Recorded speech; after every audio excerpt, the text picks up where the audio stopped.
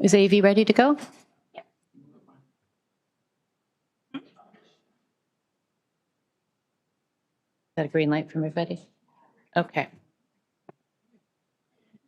Good morning, everyone. My name is Elizabeth McIsaac. I am the chair of the Housing Rights Advisory Committee, and the clerk has confirmed that we have quorum. So I'd like to call meeting 11 of the Housing Rights Advisory Committee to order. Welcome, everyone. This meeting is being held with committee members and staff participating both by video conference and in person at City Hall in committee room number 2. Members of the public may also attend in person or observe the meeting on YouTube. Because we are meeting in person and remotely, I ask for your patience with any delays and technical issues. If you are registered to speak at today's meeting, please listen for me to call your name. I will call speakers in the order that they appear on the list. The list of speakers can be viewed online by visiting the Housing Rights Advisory Committee at toronto.ca/council and by clicking on the speakers box for today's meeting. I request that staff and invited participants, as well as all observers joining remotely, keep their video turned off unless they need to speak or answer questions, and this will make it easier for me as chair to see the members as we debate and vote on the agenda items. Members, for quorum purposes and participation in the meeting, it is important for you to keep your cameras on. Period. I also ask that your microphones are muted unless you wish to question staff or to speak to an item. If members wish to speak to an item, please raise your hand or unmute your microphone and indicate your intention to speak, and I will put you on the list. When voting on an item or a motion, I ask members to raise your hand to indicate your vote. That's both in person and online. And I remind members that if you have any motions on the agenda items, they must be submitted in writing and can be emailed to staff at hrac@toronto.ca. So with that said, I'd like to begin by offering a land acknowledgement. Although we may be meeting in different locations today, the Housing Rights Advisory Committee would like to acknowledge the land where we are meeting. It is the traditional territory of many nations, including the Mississaugas of the Credit, the Anishinaabe, the Chippewa, the Haudenosaunee, and the Wendat peoples, and it is now home to many diverse First Nations, Inuit, and Métis peoples. We also acknowledge that Toronto is covered by Treaty 13 with the Mississaugas of the Credit. To the committee, may I now have a motion to confirm the minutes from our meeting on April 8th, 2026. Thank you, Joy. All those in favor, may I see your hands? Carried. And before we move on to the items of business on today's agenda, there are 3 new business items I need to bring to your attention. First, human rights-based guidelines for hosting future mega events. Is that, yes? That will be added as an item to the agenda. Are there any questions or discussions? All in favor of adding this item to the agenda, may I see your hands? Chase, is that your hand? Thank you. That carries. The next item is a chair's update. That didn't get included in the original agenda, so I'd like to add that. Are there any questions or discussion about me providing a chair's update? Great. All in favor of adding this item to the agenda, may I see your show of hands? Great, and that is carried. And the last new business item is a leave of absence from the Housing Rights Advisory Committee. Are there any questions or discussion on this item? Seeing none. All in favor of adding this item to the agenda? Nicole, are you? Oh, I see. Okay. My glasses, sorry. And so that carries. Thank you very much. I would also like to recommend that we reorder the agenda so that it flows more logically. So I'm now going to suggest, because we've added a few things, that we will begin with item 11.6, which is the chair's update.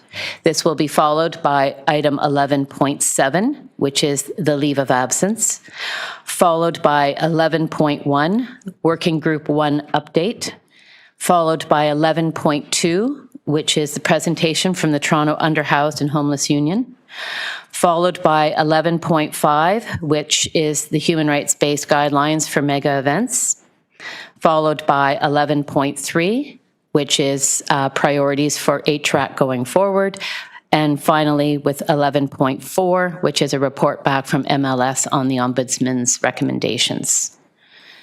Are there any questions or discussion about the reordering of the agenda?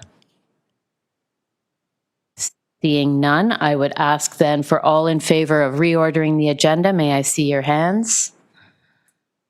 Thank you, Hi B. Thank you. Terrific. And that is carried. Wonderful.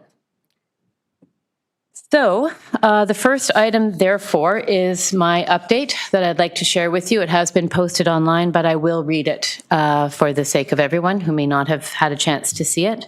I want to begin by sharing that Diana Chan McNally, member of this committee and chair of the Supporting Unhoused Rights Holders Working Group, recently announced that she is running for City Council in Ward 4, Parkdale High Park, and therefore will be taking a leave from the committee during her campaign.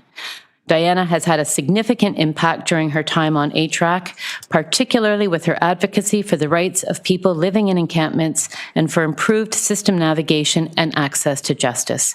We are grateful to her contributions and would like to say thank you. Next, I want to take this opportunity to talk about a significant legal ruling that recently came from the Ontario Superior Court in a court case involving the regional municipality of Waterloo. Most of us haven't read the court's ruling, including some of the people who are commenting loudly about it in the news. So I wanted to take a few minutes to talk about what the ruling does and why it matters. The ruling is significant. It is a milestone on our path to the right to housing in Canada. In it, the Ontario Superior Court affirmed that municipalities have the duty to uphold the human right to housing. What does that mean? In this case, the court said that a municipality cannot prevent people from sheltering outdoors in public spaces while also failing to provide enough adequate alternatives. Cities can't simply evict people from an encampment. It must ensure that people have another adequate place to go. This can be an emergency or interim alternative, or it can be a longer-term alternative. The ruling is clear that cities are permitted to move people from public spaces when they can ensure that people have an option to move into a shelter or even to an alternative camping site that provides for basic health, safety, and dignity, such as washrooms and sanitation. The court also ruled that people who are experiencing homelessness have rights under the Charter of Rights and Freedoms, just like any other person. It ruled that governments cannot discriminate against people on the basis of their homelessness status, meaning you can't discriminate against someone just because they don't have a home. Until now, people who are experiencing homelessness did not have the same legal protections as other groups. This ruling establishes in law that homelessness is similar to other conditions that are protected under Section 15 of the Charter of Rights and Freedoms, and therefore has the same equality protections as we have for race, sex, disability, or national origin.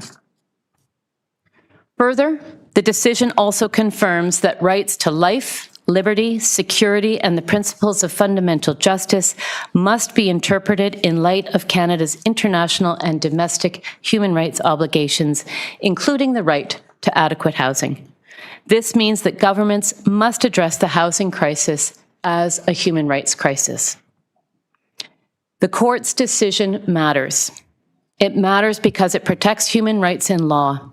It matters because it specifically protects people who are experiencing homelessness. It matters because it compels municipal governments to act to implement the right to adequate housing. Practically speaking, it means that governments can't relegate rights-based strategies and plans simply as policy aspirations. Governments are accountable for delivering in a tangible way on the right to adequate housing. They must deliver human rights outcomes for everyone in their city. The City of Toronto has already been moving in this direction. In 2020, it recognized the right to housing in its Housing Charter and Action Plan. It has begun the establishment of the early cornerstones of accountability, including a Deputy Ombudsman for Housing as a human right, and this committee itself. It has started applying a human rights lens to its housing policy and programming, including the Interdivisional Protocol for Encampments, which commits to meaningful engagement with people living in encampments about the decisions that will impact their lives. The city is building an education program for staff on how to build a human rights-based approach to its work. The city has been using its tools and resources to implement the right to adequate housing. For example, it has used bylaws to regulate multi-tenant houses, which are some of the most affordable rental housing in the city. It has used its bylaws to protect tenants against rent evictions. It is doing repairs on rental apartments that landlords have neglected for years and sending the landlord the bill. In these ways, the city is strengthening and enforcing tenant rights. But this work is by no means complete, and it is imperfect, but it is having an impact. As the chair of this committee, which is quickly coming to the end of its first term, I urge the City of Toronto to continue this work and to build on this momentum, to be a leader among municipalities in Canada, to bring along other orders of government to enable the necessary resources, and to demonstrate how we can have impact together and realize the human right to housing for everyone in Toronto. That's my update. Do I need a motion for that? So could I please have a motion to receive that update? First, are there any questions or discussion? Chase, is your hand up or are you just ready to vote? Your hand is up. Please go ahead. Sorry, I was just ready to motion. Oh, okay. All right, so then I'll take the motion from Chase to receive the report. Thank you. And all in favor? And carried. Thank you very much. Okay. The next item, as discussed, is 11.7, a leave of absence. Members, I would say that this item is to acknowledge that our former member, Diana Chan McNally, as I mentioned, has had to take a leave of absence from the committee as she has registered to run in a municipal election. Are there any questions on this item? Okay. Are there any speakers to this item? No, there are not. So I would ask someone please to move to receive the item. Thank you, Annie. And all in favor? Terrific, thank you, and that is carried. The next motion, the next item then, we will move to Working Group 1 update. And I'm going to provide this update. Ordinarily, it would have been Diana Chan McNally who chairs this working group, but she's no longer on the committee. The working group met on May the 7th. It includes Lindsay, B, myself, and Diana at the time. And we really had three items. One was we had a consultation on Shelter User Advisory Group, which city staff and community partners from the Toronto Neighbourhood Group presented to the committee on what the Service User Advisory Group would be doing in terms of scope, how the membership would be comprised. This is an advisory group to provide feedback on the experience in the shelter system in order to help inform city policy and program going forward. The city has outsourced the management of this committee, of this advisory group, to the neighborhood group, and they walked us through where they're at in the process. It is not yet populated, so they talked about what they are planning to do. In that respect, there was feedback from the working group to members from Toronto Shelter and Support Services and the neighborhood group, flagging issues such as ensuring that there is sufficient training to all members of the advisory group so that they are able to participate effectively. We talked with staff and TNG about the potential for a co-creation of the agenda so that it would be a meaningful meaningful content and input and process for the members of the advisory. And they wanted more detail on the structure and relationship to be formalized in the terms of reference. I think by and large, people are very pleased to see this working group in place, or this advisory group in place. And it will be important that the terms of reference are set well, that people are well prepared to participate effectively, and that we have an effective feedback loop. We also had a presentation from the Toronto Underhoused and Homeless Union. They walked the working group through what their group has been working on, who are the members, so their history, their mandate, their key priorities. And they also talked to us about their current key concern in the city, which is the displacement of people sleeping outdoors and concerns around the arrival in the city of FIFA. And what's happening to people who are unhoused in Union Station, but also more broadly as we come closer to the games being part of the city experience. As a result of that presentation, we thought that it would be appropriate to invite TUHU, the Toronto Underhoused and Homeless Union, to come to this committee meeting. So we will be hearing from them shortly, directly to the full committee. And then finally, in preparation for the wrap-up of the Housing Rights Advisory Committee, each of the working groups began to assemble some of their thoughts around priorities for going forward. I will bring that forward when we have that broader discussion in item 11.3. So I'll leave that part for there. I do want to acknowledge that we have received submissions on this item, and with respect to the working group's mandate, I'd like to acknowledge Rachel Waller, and I think also and her comments, I think very much aligned with some of what the working group provided as feedback, but also concerns around access to justice, the complaint system, and issues of scope and structure and duration. So I would like to just note that those comments are taken and will be shared with TSSS and TNG going forward.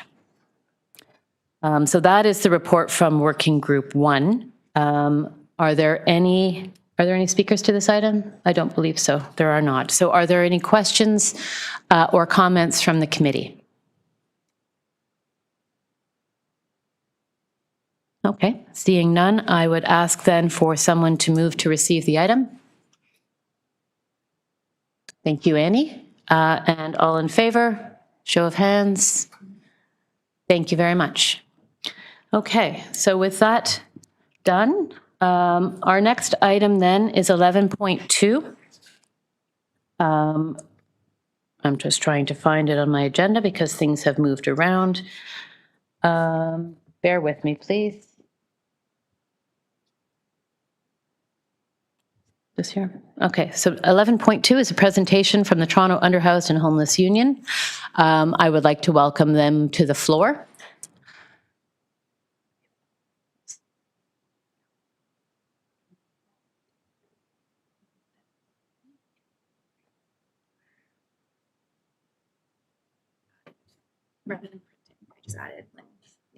Okay, thank you.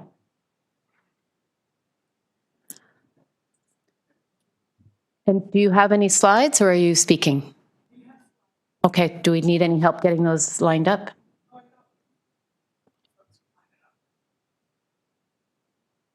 Okay, we're going to take 2 minutes while we assemble and get you ready so everyone can breathe easy for 2 minutes. And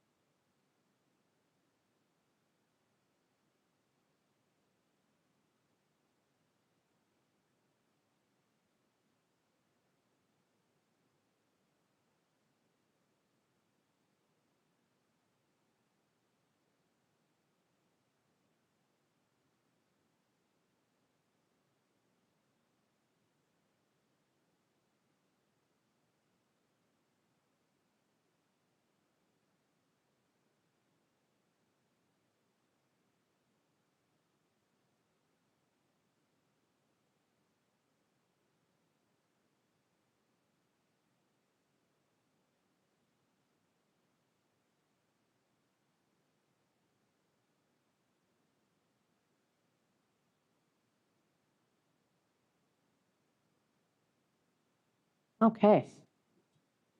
It's working.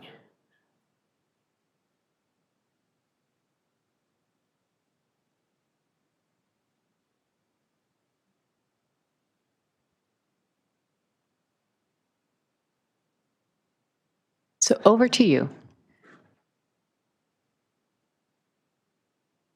Ready? Hello. Thank you for having us. We'll start by introducing ourselves. I'm Sebastian Desormier, Unhoused chapter organizer. Having spent 5 long years experiencing homelessness in Toronto's harsh year-round weather conditions, I bring lived experience and firsthand insight to my advocacy work. I'm committed to amplifying the voices, needs, and concerns of the growing homeless population and working towards meaningful change. Good morning. My name is Amro. I'm a PUHO organizer and drop-in organizer. Over the past 1 year and a half, I have experienced homelessness. During this time, I have learned that a lot of issues about homelessness and homeless issues and the challenges around it, which I can learn from school. So I have understand many individuals experiencing homelessness are strong, knowledgeable, and highly skilled, yet they are denied the opportunity or they are overlooked due to the stigma in relation to homelessness. I believe that if we are empowered and given the opportunity, we can be successful in our life. We can also be helping others. So Tuhu is committed to empower and uplifting the people experiencing homelessness by recognizing their strengths. Thank you.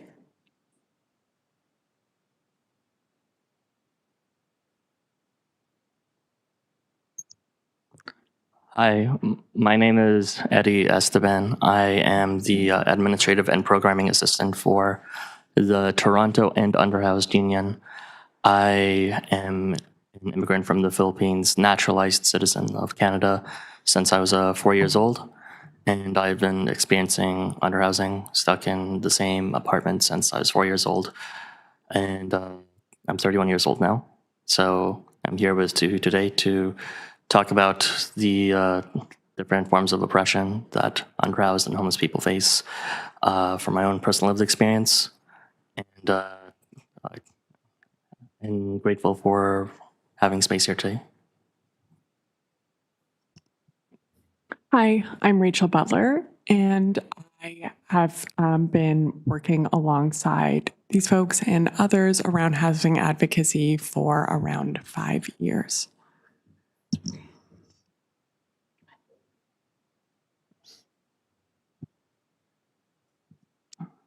As people with lived experience of homelessness and housing insecurity, we understand firsthand what is needed to improve our lives and create lasting solutions to homelessness. Too often, however, our voices are overlooked and our experiences dismissed.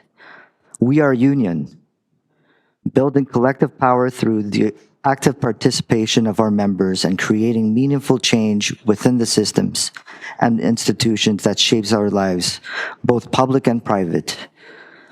Our membership is made up of people who have experienced homelessness and underhousing in many forms. Some of us have lived on the streets or in encampments, shelters, and respites. Others are living in transitional or rent-geared to income housing, or are tenants facing unsafe living conditions, neglect, discrimination, or hostile landlords and building staff. Together, we advocate for dignity, housing justice, and the right for every person to be heard.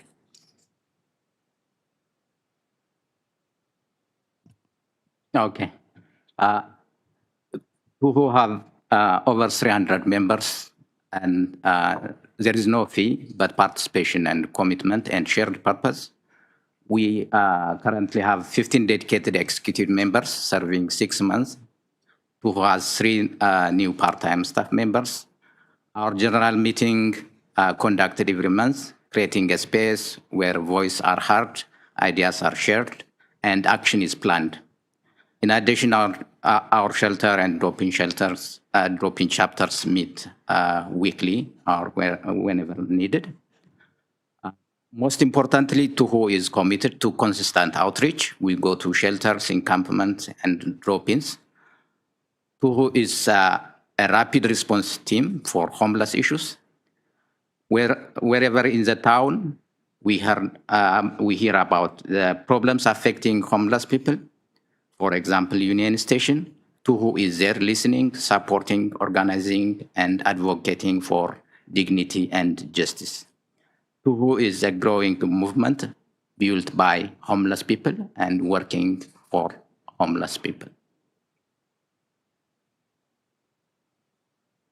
What does Tuhu do? Tuhu's members work together. We share our stories as a catalyst of change.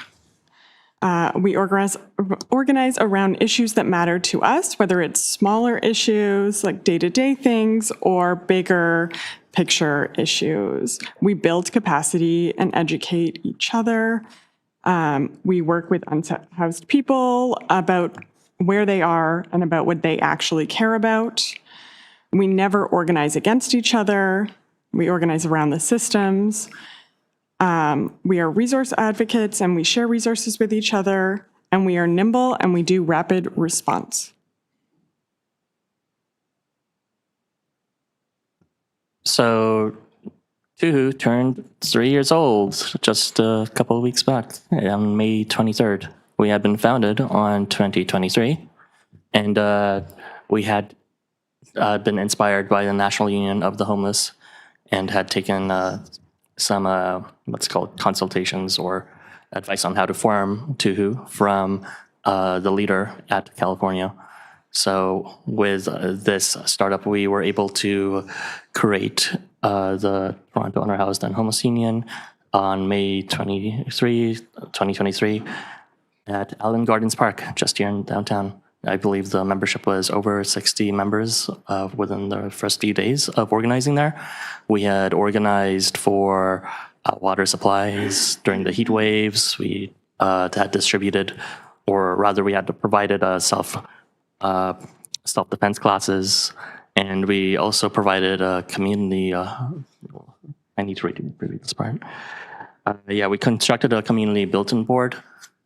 We had taken some actions there, and it's a very fond memory for us, and we're continuing to this day.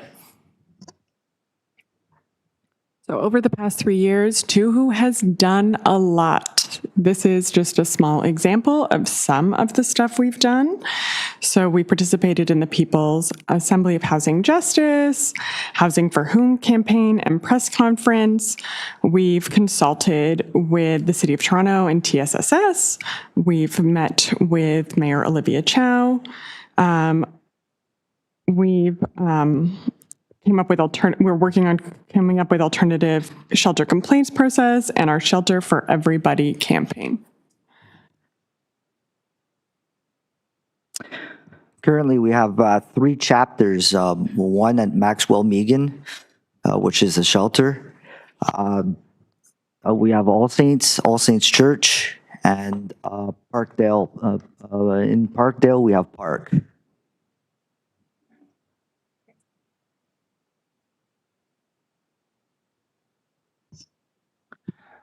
So more recently, we held a campaign, and it first began with doing an investigation to check out a lead received from a legal ally at Union Station. We heard there had been some displacements going on, some security intensity increases. We checked it out and were alarmed to easily confirm it within our first visit. We didn't even have to go looking that hard. And through our 6 weeks thereafter of outreach, providing socks, food, water, harm reduction supplies, we had been able to identify from the respondents after asking a single question, have you noticed any security escalations? That 90% have either directly witnessed it, security escalations, or have what's called directly experienced it. And there's more nuanced stats to be held there. Look forward to the long report. You can find our short report at tuhunion.ca. I would just like to say that we're going to be sticking with this slide for the rest of this presentation because the rest of this campaign is kind of what we're in the middle at right now. We did hold a, after collecting enough of the evidence we needed and prepared our report, which is over here. Yes, thank you for holding that up. We have been coordinating to escalate our actions, starting with a rally that we held. Was that the first one? Yeah. The rally that we held on Tuesday at Brooksea Park, where we had invited the press and allies and outreach workers to take a stand and have these voices showed up. Some people are, obviously having their human rights violated, as it was described earlier. The court had already ruled that you can't discriminate against homeless people, and yet we're seeing, blatant discrimination against homeless people. They're being dragged through piss as they're being forcefully escorted out with their pants down from washrooms. And, they're being insulted and goaded into giving them a reason to, kick them out and say that you're trespassing because you're doing so-and-so, but only after goading them, after profiling them for how they look. So, yeah. Do we have permission to share the report with, we have physical copies here. Is that allowed? Yeah? Can try to hand them across. That would be great. Thank you. If someone could just. And if you don't get a copy, again, you can access our report at tuhunion.ca. It's the first link at the top. So as Eddie said, we had a rally on Tuesday morning. We believe it was really successful. Our primary goal was to validate the experiences of the people we spoke to and other unhoused folks. And I do think that that was achieved. We had 4 speakers from TUHU present the report to the public and the press. And then we had 4 formal speakers, including Dr. David Roberts, a professor of urban studies from U of T, Simon, I'm not trying to pronounce his last name, Bestro, I apologize, and many others with lived experience. We have recordings of their speeches, which I highly encourage you to check out because I think everyone had a really important take. Yeah, I think it was a really, really lovely, validating success, and we're really happy with that. And we're going to continue to focus on this issue since FIFA hasn't even started yet, and there's clearly a lot of brutality.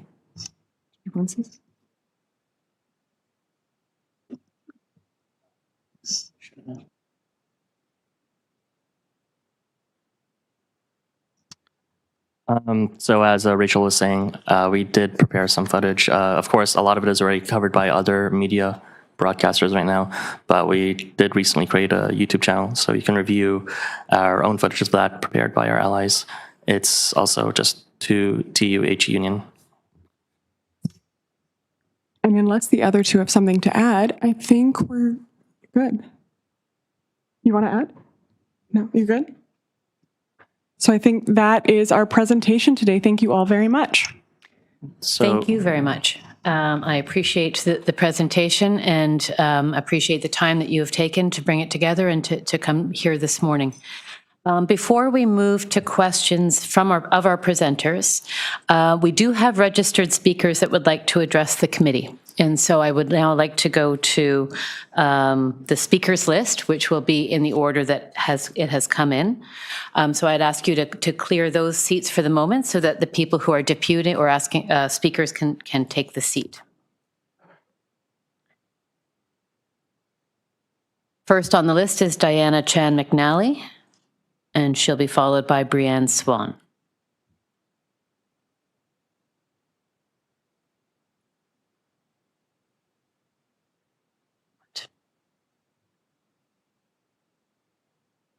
I'm addressing you from the other side now.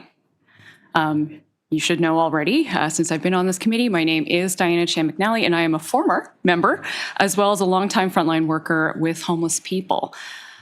I am very, very deeply concerned about situations of egregious human rights abuses against people sheltering at Union Station. I've watched the videos and I've heard the testimonials from people and what they've experienced and what they've seen, and it is utterly egregious. What I've heard and what you will continue hearing from my fellow deputants are unconscionable actions taken in the name of enforcement. I will let the stories of others speak for themselves, but I will say that there is no moral or legal justification for what I am hearing, and I have grave concerns that the situation will actually escalate ahead of the FIFA Games in just 2 weeks' time. I know that the City of Toronto has deployed outreach and crisis workers to Union Station to provide supports to people sheltering there, and I applaud this work and support the work to bring those resources and care for people that meet them where they are at, and that we prioritize support, not enforcement, first. At the same time, I also know that Metrolink security officers who are not city workers are undermining that work by violently assaulting and removing people from the station. We have different groups at different levels of government with conflicting mandates right now, one of which is causing extreme harm to people. On the ground, people being assaulted and violated are not discerning what level of government is actively harming them, and it will lead to further mistrust between unhoused people and all workers, not just the security who are interacting negatively with them. Now, I know that the city cannot direct Metrolinks. I'm very well aware of that, and this is the challenge. But I am obligated to ask, where is the city's human rights action plan ahead of the FIFA Games, which begin in, again, just 2 short weeks? The city is mandated by FIFA to have a plan in place, and that work, as I understand it, has been done and an action plan has actually been drafted, but we have yet to actually see it released.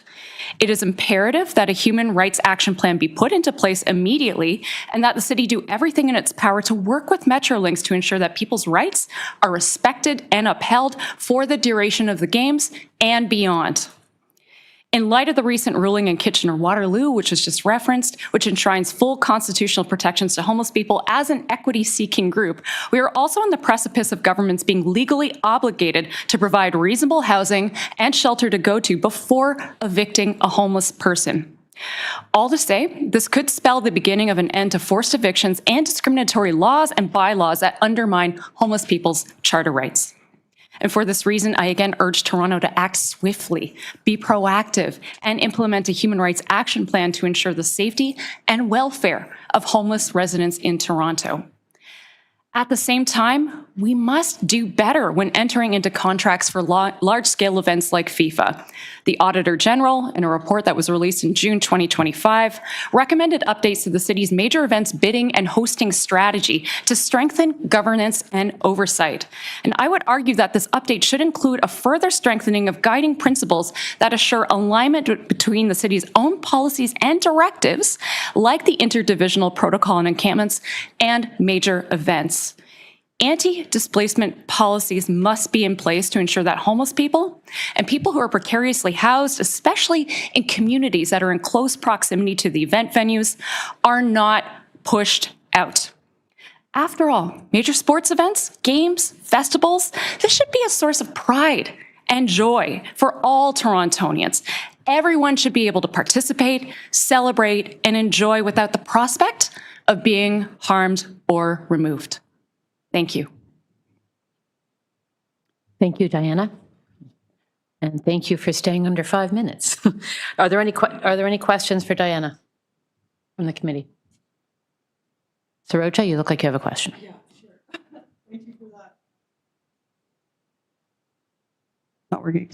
Hi, thank you. Thank you so much for that. I just really was curious about why there is a delay in terms of the human rights protocol to dealing with mega events, at the city's level. I'm just wondering, it's the games are coming up in, I think, less than 2 weeks or so, or around 2 weeks. So it's a pretty urgent matter. So I'm just wondering if you have any insight into why there might be a delay and what we can do to support support your recommendations? That's a good question, and perhaps it's one for city staff, but we know that one actually has been drafted, and the City of Toronto happens to be the last city in North America to actually release this plan. If I may, I think it's ludicrous that FIFA is doing better than we are in this moment, that they're requiring this plan, and yet we do not currently have it. So I might defer to a staffer in the room if they are able to answer that question. Go to staff now or later? Okay, we'll call on staff after the speakers to answer that question, because I also would like to have the answer to that. Thank you. Thanks. Are there any other questions for Diana before we go to the next speaker? Okay, thank you very much. Thank you. I now invite the next speaker, Brianne Swan. She's online, so let's go to the online. And I would remind speakers that there's a 5-minute limit to the deputations. Thank you. Thank you. My name is Reverend Brianne Swan, and I serve as Minister to East End United Regional Ministry. At our Eastminster campus on Danforth Avenue, we operate an Out of the Cold program. And at our Glen Roads campus on Gerrard Street East, we operate Nourish East End, which includes a weekly food bank supported by Daily Bread as well as community meals.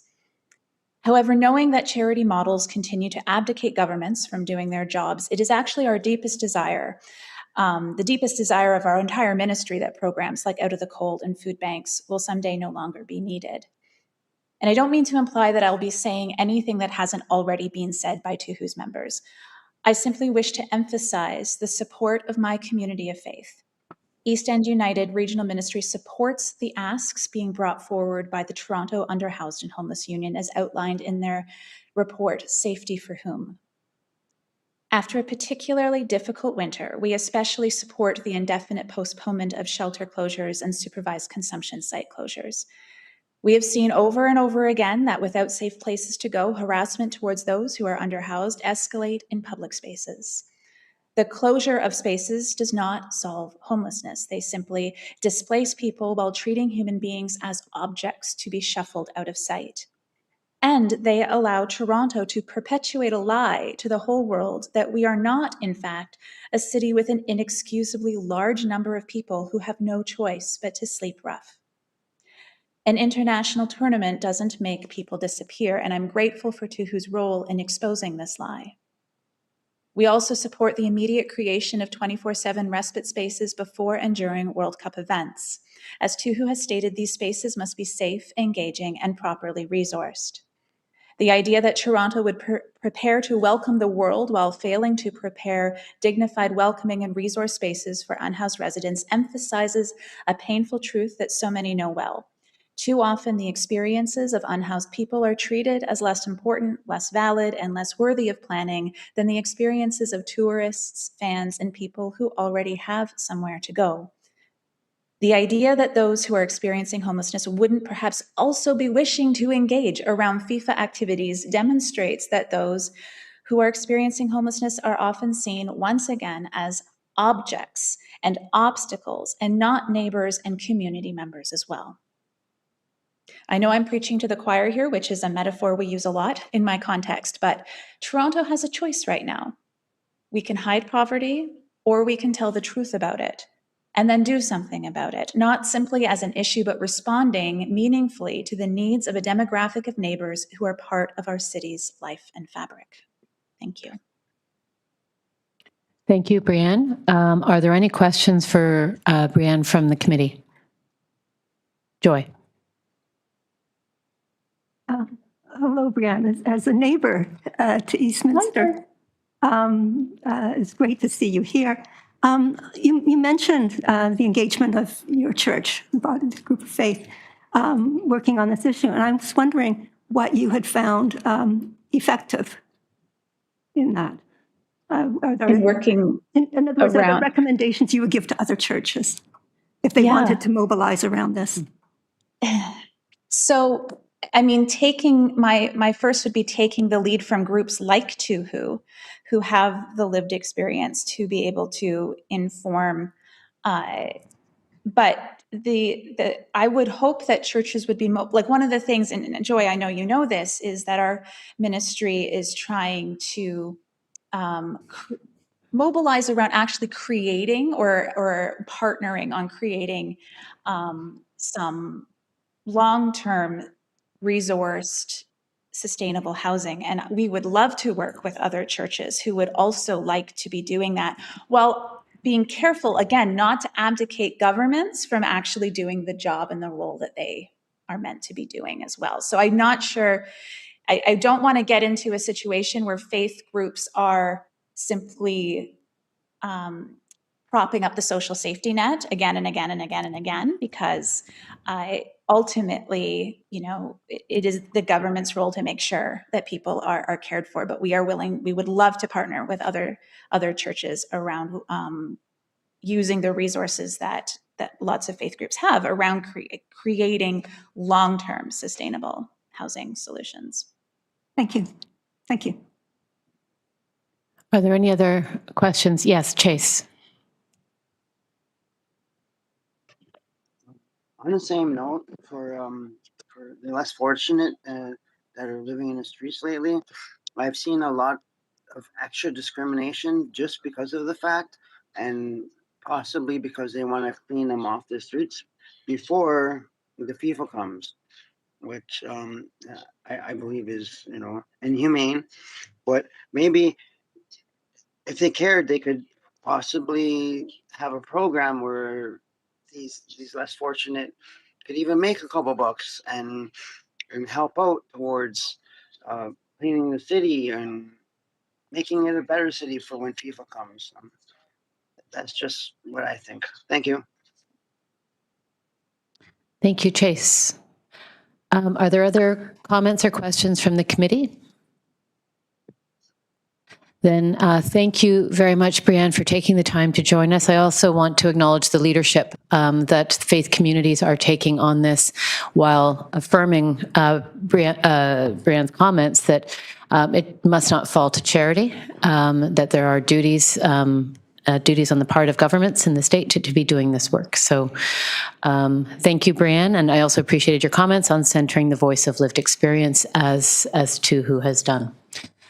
Next on our list is Sebastian Desormier.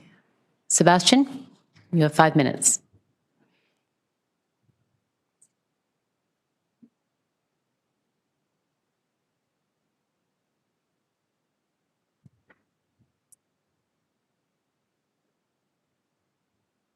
Over the next few months, Toronto will be placed on the world stage as FIFA arrives in our city, promoted as a celebration of unity, community, and the love of sport, and as an opportunity to showcase the very best of who we are. But if you go to Union Station and speak to the people living through these so-called preparations, you hear a very different story. You hear stories of homeless people being forced out of public spaces, people being beaten in washrooms and dragged into the streets, security treating homelessness itself like a crime. This is not a unity.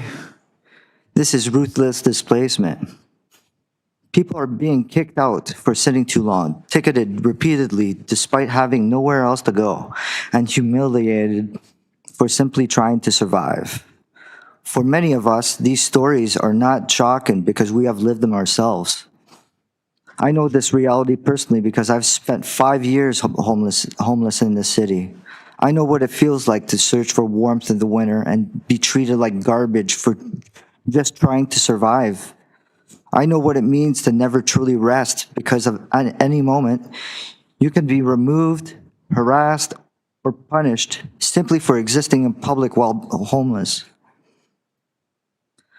At Renforth GO Station, special constables gave me only seconds to leave before throwing everything I owned out onto the wet snow, as if neither my belongings nor my life had any value.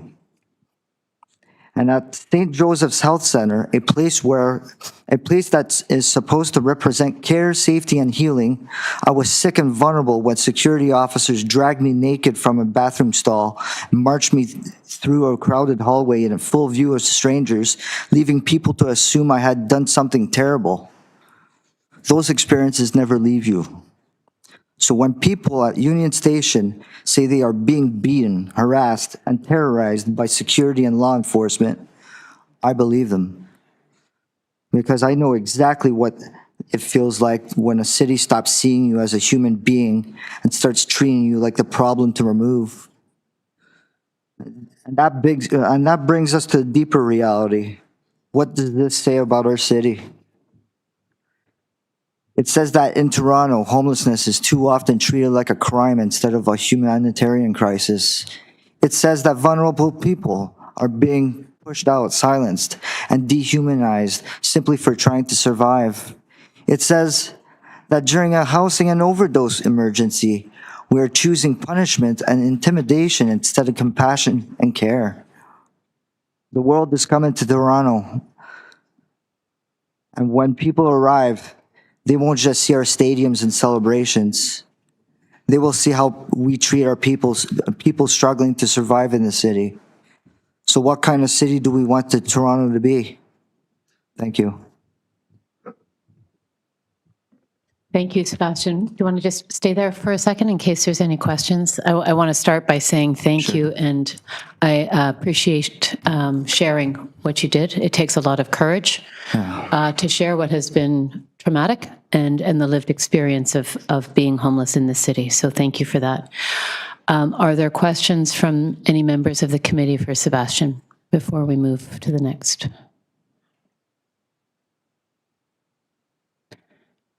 Joy? Not a question. I just wanted to thank you also for being here and speaking. Thank you. It's important for us to hear this. It's important for everyone in the city to hear this, because what it does is it shines a light on what people don't want to look at. And these are fundamental human rights, and thank you.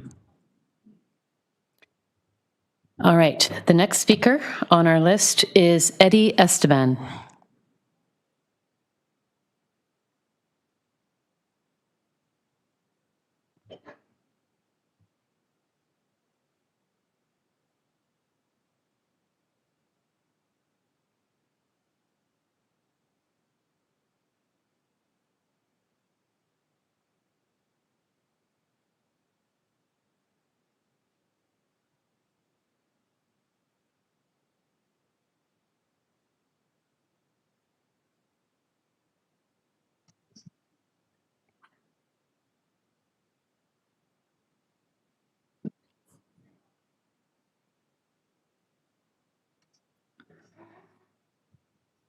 Hi, my name is Eddie Esteban, current admin assistant for the Toronto Underhoused and Homeless Union.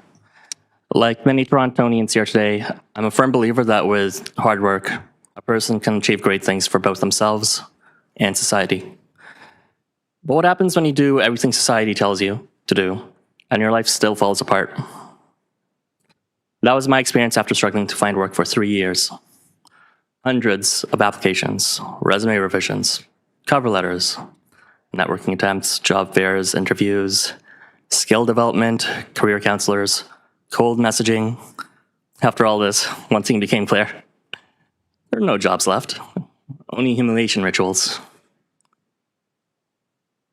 Ghost job postings, collecting our data, endless interview rounds, automated rejections, reminding us hardworking people we have not debased ourselves enough. And we continue to swallow the same reassurance. Keep trying. You'll eventually land one. What else sounds familiar? You can no longer pay the entry fee to spend time with friends. Your family only looks out for themselves, and you can only count on yourself. Well, when your body breaks down from overwork without anyone to catch your fall, what options are you left with except desperation and despair? If hard work is not enough, then you must simply work harder. If you cannot, then you're simply lazy and deserving of your suffering. But does this continue to make sense when you finally start to look at your fellow Torontonians?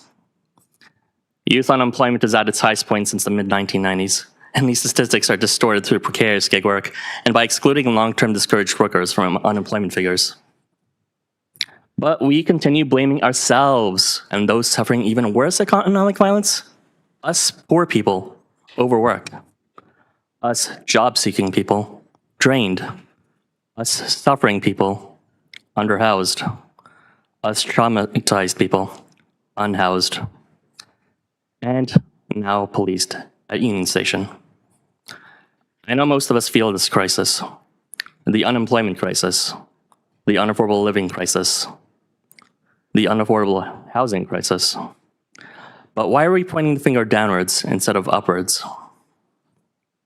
Why do we idolize and not condemn the self-enriching politicians, billionaires, and mega corporations like FIFA who don't feel the crisis, and instead make life more exhausting and wretched for the rest of us? My fellow two members are speaking today about the violence homeless and underhoused people face. For my part, I hope I've shown the other Torontonians who feel this crisis a glimpse of where your concerns should be. You are not behind those gilded gates. You're on this side here with us. I'd like to slip into my deputation that as you fellow Torontonians are here with us, we, 90% of respondents, us 90% of Torontonians, are feeling beaten down by security. We are being profiled and kicked out of publicly funded spaces. Union Station was built by federal agencies in the past, and yet we're being kicked out and being ambiguously told for some reason it's a private space. That's completely unclear, despite the history pointing that it's a public works project. We're being treated less than human, less than animals. You wouldn't kick an animal down, but you'd kick us humans down. You kick the door down. You drag us through piss. You treat us like nothing, like you're not one of us, like we're not on the same side here. And you evade accountability. The police evade accountability. Security evades accountability. They harass us during the morning hours to sweep us away from the streets to maintain the fiction of an opulent, beautiful, uniting games. And they confront us in washrooms where there are no cameras. And we're noticing this displacement increase as this fiction, this fervor of unity increases for the FIFA games. People want to play their game of soccer, game of football. Everyone loves a good game. But in a rush to believe in this fiction, we're just treating people who can't see that fiction anymore like garbage. So I'd like to end with our 3 demands. Please open up respite spaces, 24/7 respite spaces during the World Cup and ongoing. Cancel security contracts, replace them with peer support and harm reductions and outreach teams. And lastly, please and definitely postpone shelter closures and safe consumption site closures. We need these open, especially when they're in high demand for the games. Thank you. That is all. Thank you very much, Eddie. Are there any questions from the committee for Eddie before we go on? Yes, Annie. Not a question, but I just wanted to thank you, Eddie, for sharing so vulnerably with us. It was important for us to hear what you had to share, and I just wanted to, highlight that for everyone that even full-time working people cannot afford studios and 1-bedrooms. So just wanted to highlight that as well, and thank you very much for sharing this morning. Thank you. Is there anyone else from the committee? Yes, Joy. I'm asking this question of you. There may be others as well who know the answer to it. But I'm curious, this people being dragged around, people being dragged from place to place and thrown out. Who is making these decisions? Is it the owners of buildings who have their security people? Is it the Toronto Police Department? Is it FIFA? Where is it? Who are the people who have to change their behavior? You know what I mean? Well, the answer is difficult, but not because it's hard to find. Rather, it's because the answer is hard to accept. The answer is we need to confront ourselves here. Like when we talk with security officers and ask them what their remarks on this are, they believe they're superheroes. They believe that they're making the place safer for actual people, as if we're not on the same page here.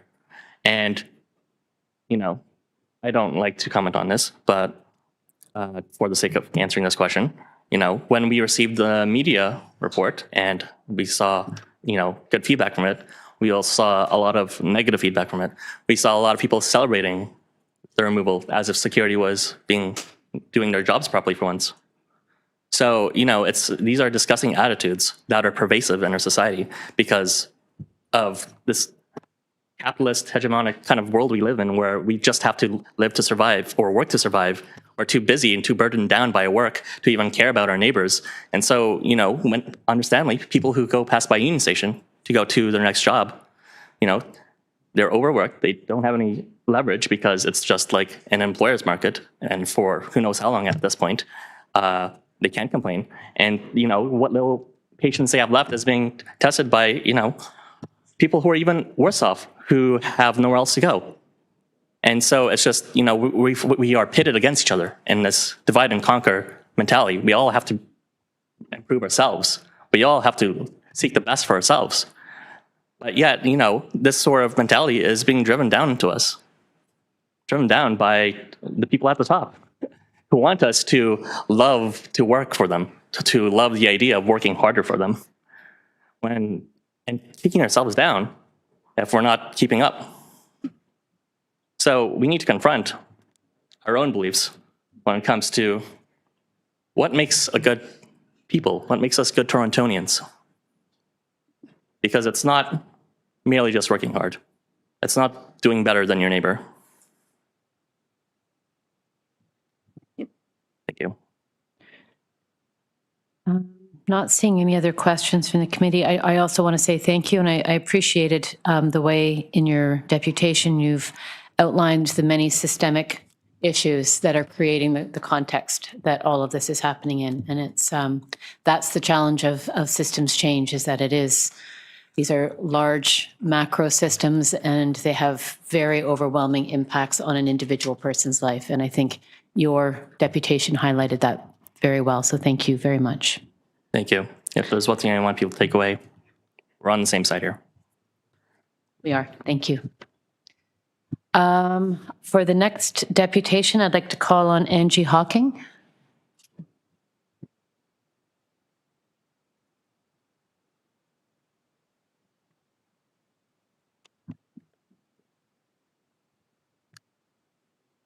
Hi, everyone. Thanks so much for having me. As FIFA approaches Toronto, the city's push to clean up the streets has meant more policing, more displacement, and more violence towards unhoused people, especially around Union Station and other FIFA hotspots. We're told this is about safety, but we must ask, whose safety are we protecting, and who are we willing to harm for the sake of appearances? The Two report documents horrible stories of brutality experienced by unhoused people in the city and at the hands of private security, special constables, and police. As someone who's worked alongside unhoused folks for 20 years in the city, I can say that this issue is long overdue for attention. But the escalation of these harmful encounters over the last few months as FIFA draws near has made it impossible now to ignore. Honestly, instead of being excited about soccer games, I am deeply worried about the well-being of my friends. I'm also a mom of a grade school child. One of the arguments often used to justify these crackdowns is that visible homelessness makes spaces, quote, unsafe. But that has not been my lived experience at all. Dozens of unhoused people I know have shown my daughter incredible kindness and care her entire life. They've celebrated her birthdays, brought her little gifts, asked about school, constantly asking me, how's she doing? How does she like her teacher? What activities does she enjoy? These are the very same people that are often portrayed as drug-addicted monsters who are viewed as the people that are expendable and abusable. Those are the ones showing my family the most compassion.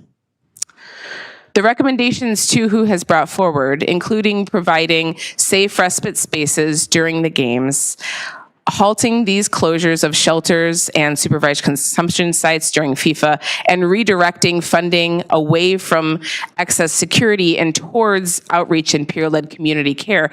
These are realistic, achievable, and capable asks, and capable of making an immediate positive impact. And most importantly, these recommendations come directly from people with lived experiences of homelessness. People who know what they need in order to experience safety, wellness, and dignity. And lastly, as have been mentioned, but needs to be again, as per FIFA's own guidelines, and their bar is pretty low, Toronto is obligated to release a human rights action plan. Most cities have published their plans while Toronto's remains delayed. A city preparing to host a global event cannot continue with operating plans without a clear and enforceable human rights framework. And that plan must include meaningful protections for unhoused people, accountability around policing and private security practices, and investment in safe spaces and care-based, trauma-informed responses. What is happening now is not working at all and will lead to more trauma and even death. Please take immediate action. There is no time to lose. Thank you. Thank you, Angie. Are there questions from the committee for Angie at this time?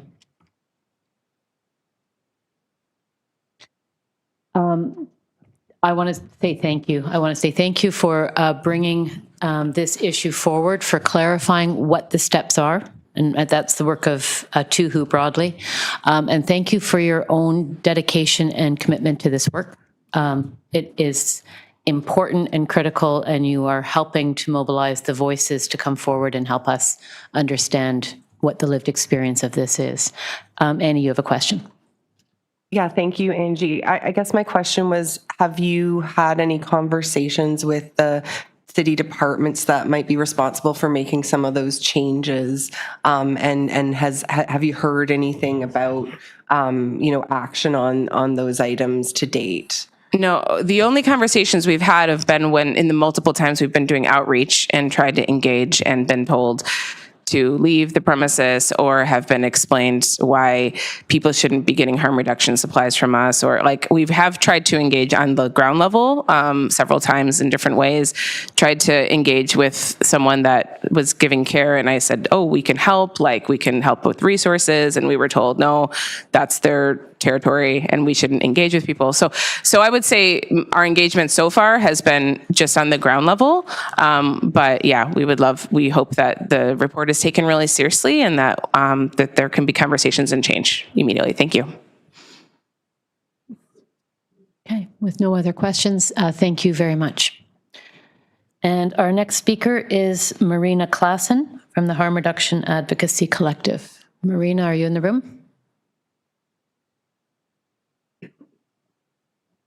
Marina's not online. Okay, then we'll go to the next person. Megan White.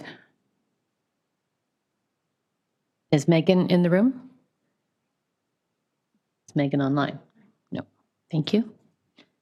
Dan Seljak. Did I pronounce that correctly? Seljak. Apologies. The floor is yours, and you have 5 minutes. Thank you. Is there a way to plug USBs? I don't know what the practice. I don't have an answer for that question. I think he does.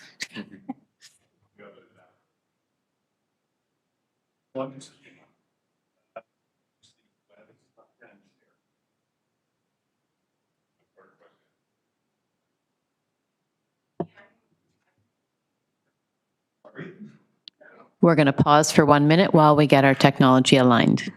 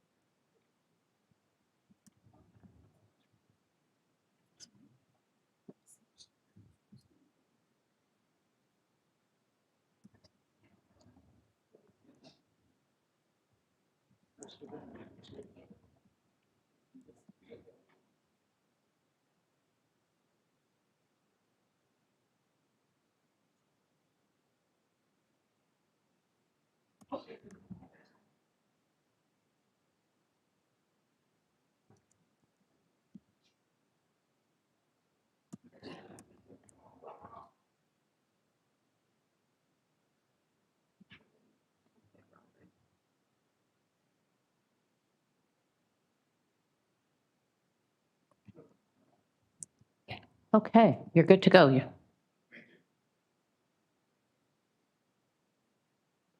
Hello, my name is Dan. I'm a resident here in Toronto, speaking on support to whose work and those being impacted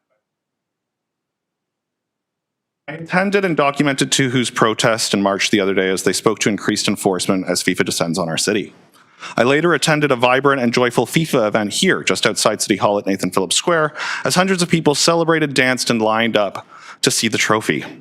The contrast between these two events made me think about what we are hoping for from FIFA versus what is actually happening on the ground. I don't want to deny sports fans their joy, local businesses their potential windfall, or residents an exciting diversion from the routine of everyday life. But I also want us to be honest about what's happening. For a moment, I'm going to zoom out and look at the big picture. I'm going to refer to this passage from Ken Greenberg and Anne Golden's new book, Saving Toronto, on how taxation works in our city and how that relates to global events like the Taylor Swift Tour, or, in this case, FIFA. What happens based on Toronto being a creature of the province and the way that our tax system is set up is we don't actually make a lot of money from these events. In fact, when it came to Taylor Swift, while it was expected that the revenue boost here was going to be $282 million,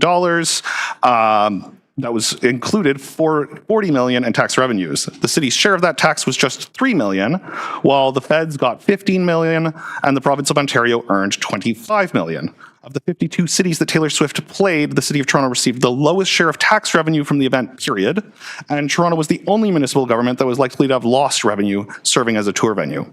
So let's combine that with headlines about how hotels and entertainment venues are not seeing the surge one might expect from these events.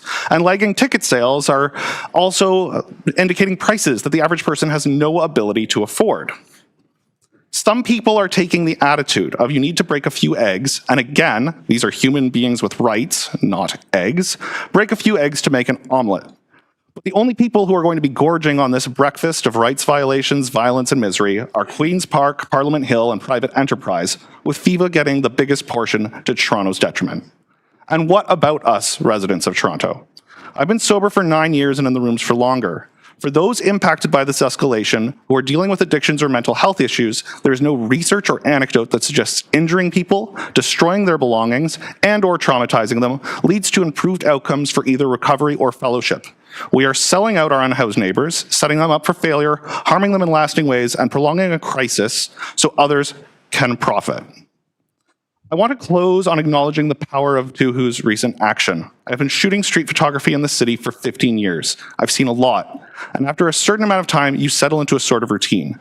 So it was quite exhilarating to feel that routine disrupted with a protest that had so much power. The image that's on the screen right now is of a Union Station security guard reading Who's report. It is the kind of moment that is scary to shoot because as a photographer, you know you need to get it right. It's a shot that feels as profound, unsettling, and important as the moment that Who is meeting. I am grateful for the courage and organizing it took to produce this image. It's already among my favorites. In closing, I want to address the city and the public.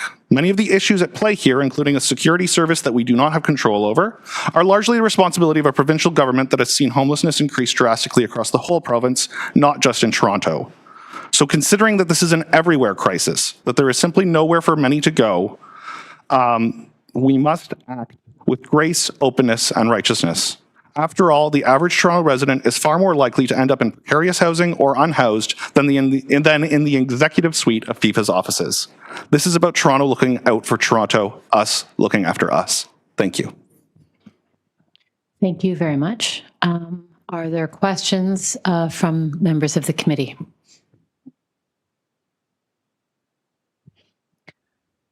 I want to thank you for your passion for capturing this visually, in videography, and helping to tell the story in yet another way, and really important. So thank you very much. Next, we have Miguel Avila Velarde. Miguel, the floor is yours.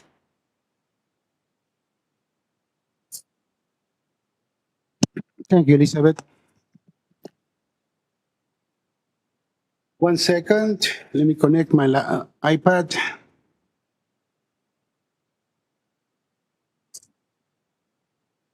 So my name is Miguel, and I am a long-time activist in the city of Toronto.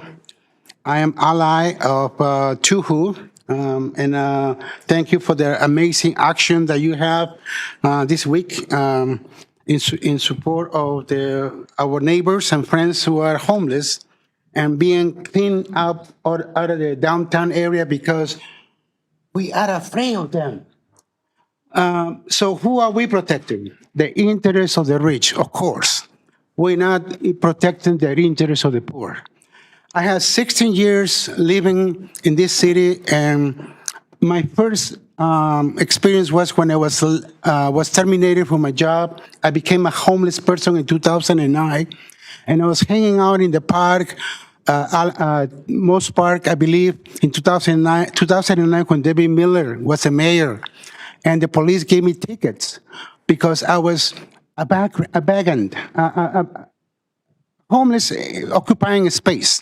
So thankfully, I got housing in 2010. So I see a deja vu, a repeat of what we have experienced before. Nothing has changed for the better of our residents. The only people who has benefited from this kind of events are the police, the lawyers, security officers, and members of the city staff. As the poor and privileged, we don't enjoy anything from this FIFA Cup.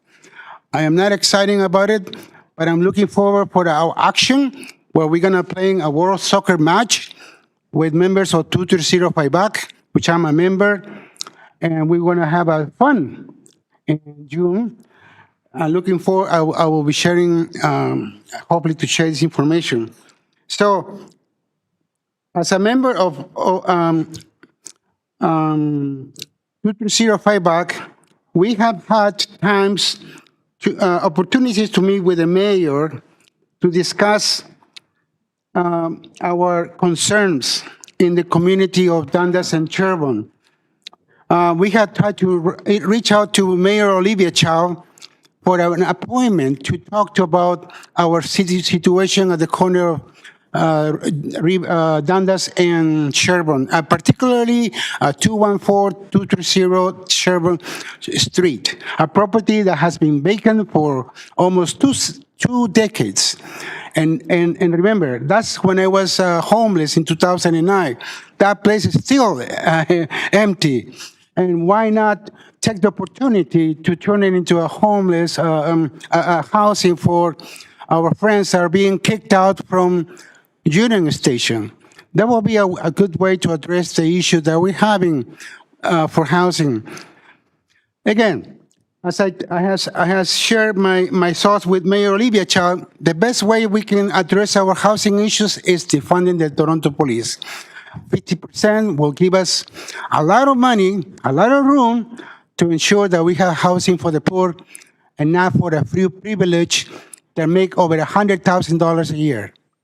And that is my deputation. Thank you, Elizabeth, for not interrupting me today and not limiting my freedom of speech. My pleasure. Yes! Are there questions from the committee? Well, Miguel, there may be questions for you. Oh, yeah, I'm here 24 hours. Okay. Are there any questions from the committee for Miguel today? There are no questions, but I would like to say thank you, Miguel, for your continued and ongoing dedication to raising issues with the city. Thank you very much. You're welcome. Oh, wait, I'm sorry. I think Chase has a question for you. Uh-oh. Uh-oh. Chase, over to you. Hey, Miguel, I just love your persistence and your attitude, and just keep it up, buddy. Thank you, dude. Thank you very much, Miguel. Our next speaker is Dick Garipi. Garipi, I apologize. I'll ask you to, is Dick here? Yes.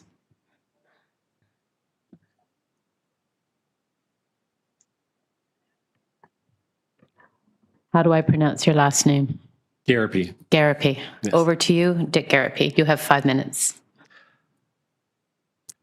So my name is Dick. I've been unhoused since April 2024. I currently live in a shelter in the city. And I'm not speaking about homelessness today as an abstraction. I'm speaking as someone who's living inside the system. And it's a part of what taught me how these systems work is in my own experience of being helped violently by police, where the official story of care did not match the reality of force used. But instead of telling you the details of my forced displacement, I thought I would instead share what I learned from that experience about how power operates to remain unaccountable. I want to talk about what happens after the violence. Because after it happens, the public often hears a different story. Not because the violence didn't happen, but because institutions know how to translate violence into the language of care. I want to name 3 ways that happens, because once you can recognize the mechanisms, it becomes much harder to be fooled by them. The first is renaming. A sweep becomes outreach. A forced movement becomes a wellness check. Destruction of property becomes property storage. A person being pushed out of a public space becomes someone being offered services. The action doesn't change. The impact it has on the individual does not change. Just the word used to describe it. And once the word changes, the official story about what happened changes. And the public imagines help instead of harm. People stop asking, was this violent? Was this person harmed? And start asking, were the services reasonable? We're social creatures and we understand our shared world through narrative. And renaming takes away an unhoused person's authorship in the creation of that narrative and our understanding of our shared space. The second mechanism is procedure. When force becomes routine, it stops looking like force. It looks like policy, protocol, enforcement. It looks like people just doing their jobs. And procedure is persuasive because people are trained to associate bureaucracy with legitimacy. If something appears organized, documented, approved, procedural, people assume safeguards exist and that it must not be violent. But procedure can still be violent. Harm does not become humane because it was carried out professionally or because all of the checkboxes were ticked. It just becomes harder to recognize as harm because violence is often administrative before it is spectacular. The third mechanism is pathologizing refusal. If the help being offered is not in service to my goals as I set them, and instead is to what you believe my goals ought to be, or what you want them to be, that is not help that you have offered me. That is the definition of coercion. I want to be very clear about that. Help that I don't want is coercion. My goals, my life, my goals. And if you refuse to be coerced, then you are service resistant. If you object, you are in crisis. If you fight back, you are dangerous. If you disengage, you are non-compliant. Every response to coercion gets turned into evidence that that coercion was necessary. And this mechanism is powerful because it makes the system impossible to meaningfully challenge. The violence that is done to us cannot be wrong. Only we can be wrong. And this matters because Toronto is preparing for FIFA. Cities preparing for global spectacles often respond to visible poverty, not by solving it, but by managing it, displacing it, hiding it, renaming it. Because appearing safe is cheaper than becoming safe. Toronto wants to appear safe, orderly, and welcoming and humane. But appearing safe is not the same thing as being safe. A city can make poverty less visible without making anyone less poor. It can move people without housing them. It can increase surveillance without increasing trust. And it can expand enforcement without addressing the conditions producing harm. That is not safety. That is performance. That is hiding the evidence. So when officials later say public safety, ask safety for whom? When they say outreach, ask could the person refuse? When they say services were offered, ask what happened next to that individual? Because if public safety does not include the safety of the unhoused people, then it is not public safety being protected. It is image, comfort, reputation, or the seats, the expensive seats. Unhoused people are part of the public too. I am a part of the public. If Toronto wants to be seen as humane during FIFA, the answer is not better language for the same violent practices. The answer is different practices. Housing, non-police crisis response, real consent, real accountability, and treating unhoused people as residents, neighbors, and members of the public, not obstacles to branding. A city cannot market itself as humane while brutalizing the people it is trying hardest to hide.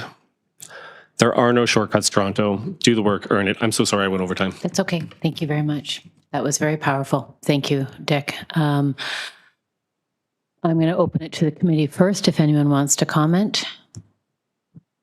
Yes, Annie.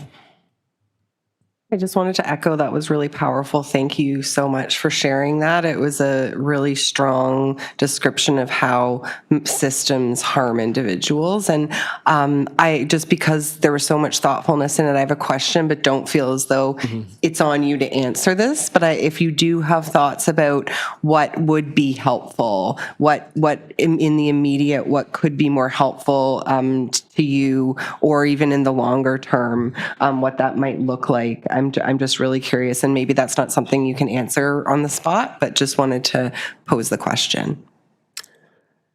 What would be helpful is giving me the credibility that I'm owed as someone experiencing this myself.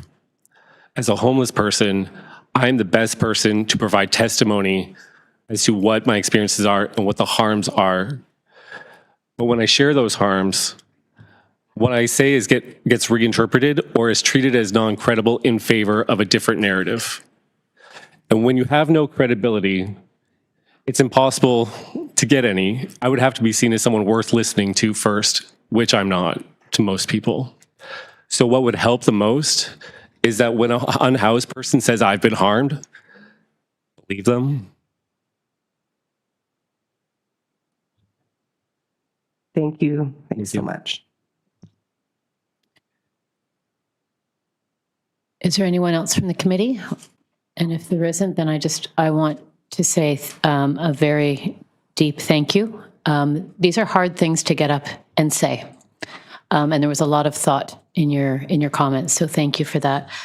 I feel like some of what you were saying and some of what you centered is very much what this committee is supposed to be working on, which is helping the city to focus on what are the human rights outcomes, not clearing a park, not moving things aside, but meeting people's needs where they are. That's the human rights outcome.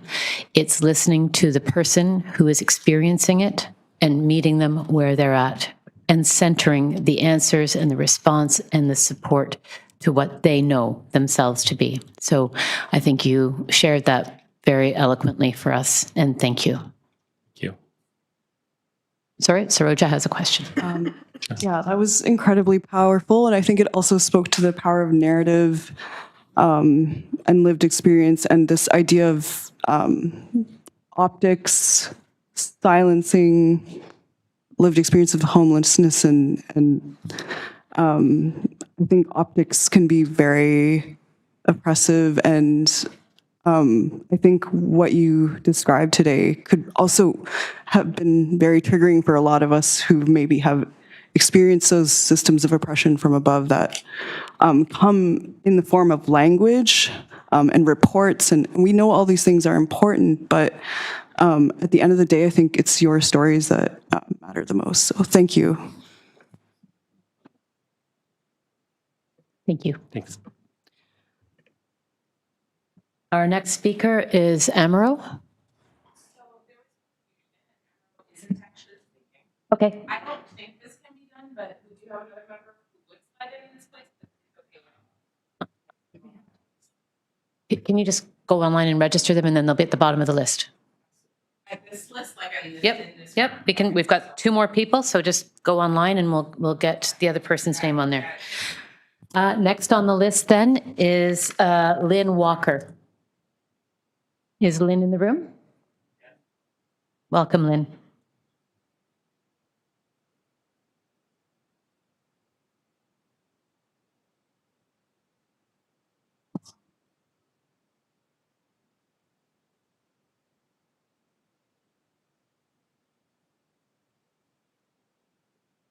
Angie, if you could just provide the name, we can just get that on the list. Yeah, thank you. Make life easier. Okay. Lynn, it's over to you. You have 5 minutes. Thank you. Hello, my name is Lynn Walker. I'm a member of TUHU. Actually, I'm an executive. I'm on the board, and for years in Nova Scotia, I had to couch hop from one person to another, and I also spent 2 years in 2 years and a month in Allen Gardens. I just gotta say right now, my hands are frostbitten, but which I know 12 people have died this year from the cold, being out in the cold. I'm just gonna read a report here.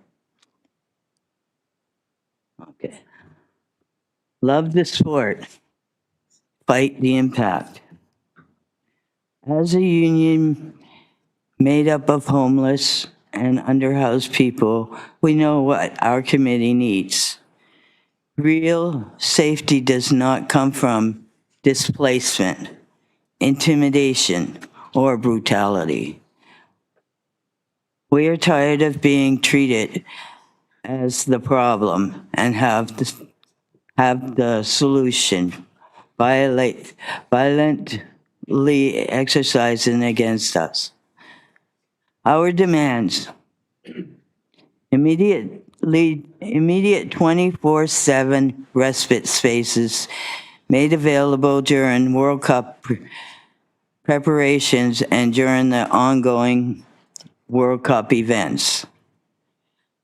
Respite should be safe, engaging, and resource spaces, providing opportunities to receive compassionate support, learn, have fun, be creative, and rest. 2, cancel security contracts and place them with peer supports, harm reduction workers, and outreach terms who most fully embody a trauma-informed approach. Aggressive enforcement and private security operated support is not working. Allocate all budget funding away from security contracts and special enforcements and towards seasoned and compassionate outreach groups. SSC peer and harm reduction workers who have recently experienced job loss due to the closures are excellent candidates for immediate outreach employment during FIFA, or at any time. 3, indefinitely postpone shelter closures and SCS closures. Without a place to go more and more people are going to be in places like Union Station. These ongoing closures are doing consistent harm to people and must be halted. Nothing about us without us. People who have experienced homelessness demand authorship of our own goals and solutions. Without this, any proposed solution is coercion. The experiences documented in this report reveal a disturbing pattern of escalating violence against vulnerable people at Union Station. These are not isolated incidents. These are consistent testimonies of dozens of people describing fear, humiliation, physical assaults, and attention. And we need immediate solutions. We demand a city response rooted in dignity, housing, healthcare, and human rights. Thank you. Thank you very much, Lynn. Again, I know that it takes a lot of courage to come into a room like this and tell your story. Freezing in here. You're freezing. We'll have to look at that. Frostbite. Oh, all right. Are there any questions for Lynn before she goes from the committee? I'm just genuinely thankful for taking the time and bringing this story your story to our attention, and I couldn't agree more with your conclusion. Dignity, housing, healthcare, and human rights for all. Thank you. Thank you very much. Next on our list is David Roberts.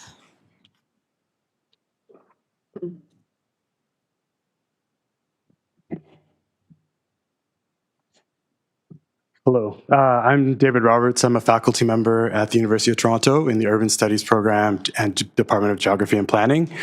I've been studying the World Cup and mega events and their impacts on human rights in cities since 2009. My PhD research was based in South Africa, looking at specifically these issues. And I'm currently a member of a research team that is assessing the human rights promises connected to the 2026 World Cup from Toronto. Our work is pretty difficult because Toronto hasn't released their promises, but we hope that human rights action plan will be released soon, maybe in the next 2 weeks, hopefully. We'll see. What I will say is that none of this that we've heard today is surprising. This is exactly how cities prepare for hosting World Cups and other mega events. So part of the tension is that cities want to be seen as world-class, right? And so the question becomes, how do we get to be a world-class city? Or how do we put on an image of a world-class city to tourists and foreign journalists who don't maybe know much about Toronto? I guess one thing is we wrap the scaffolding that we put up in BMO Stadium in shiny banners. You can't actually see how temporary it is. Another is through policing. In 2009 and 2010, StreetNet International, which is an organization that works primarily with people who sell goods on street corners, observed that during their World Class Cities for All campaign, that it's predictable that a city, when it wants to be seen as world class, wants to have no visible signs of poverty or social inequality. You know, at its base, that goal is laudable. We shouldn't have visible signs of poverty and social inequality in our cities. The challenge is how we get there. And there's two kind of main ways you can get there. One is to do the types of things that Tuhu is asking for. Invest in respite centers, invest in housing, invest in peer supports, and stop harassing, policing violence. And I would say we can go even further beyond that, because that in many ways solves the immediate. What we need to be doing is undermining the systems that actually create the inequalities that exist, that make it impossible for people to find adequate, affordable housing in our city. We know we're in a housing crisis. We're not building housing. It's pretty simple. It's hard to address the housing crisis if we don't have enough space for people to live. The second is what cities tend to revert to, and it's the most expedient, right? So we see this through passing of nuisance bylaws or loitering bylaws that work to give police or security people additional authority to move people along if they're deemed to be not part of the world-class image. These things were part and parcel of the city agreements that happened in South Africa, and we're seeing similar sorts of movements throughout host cities in North America as part of the run-up to this games and the future and the 2028 Olympics.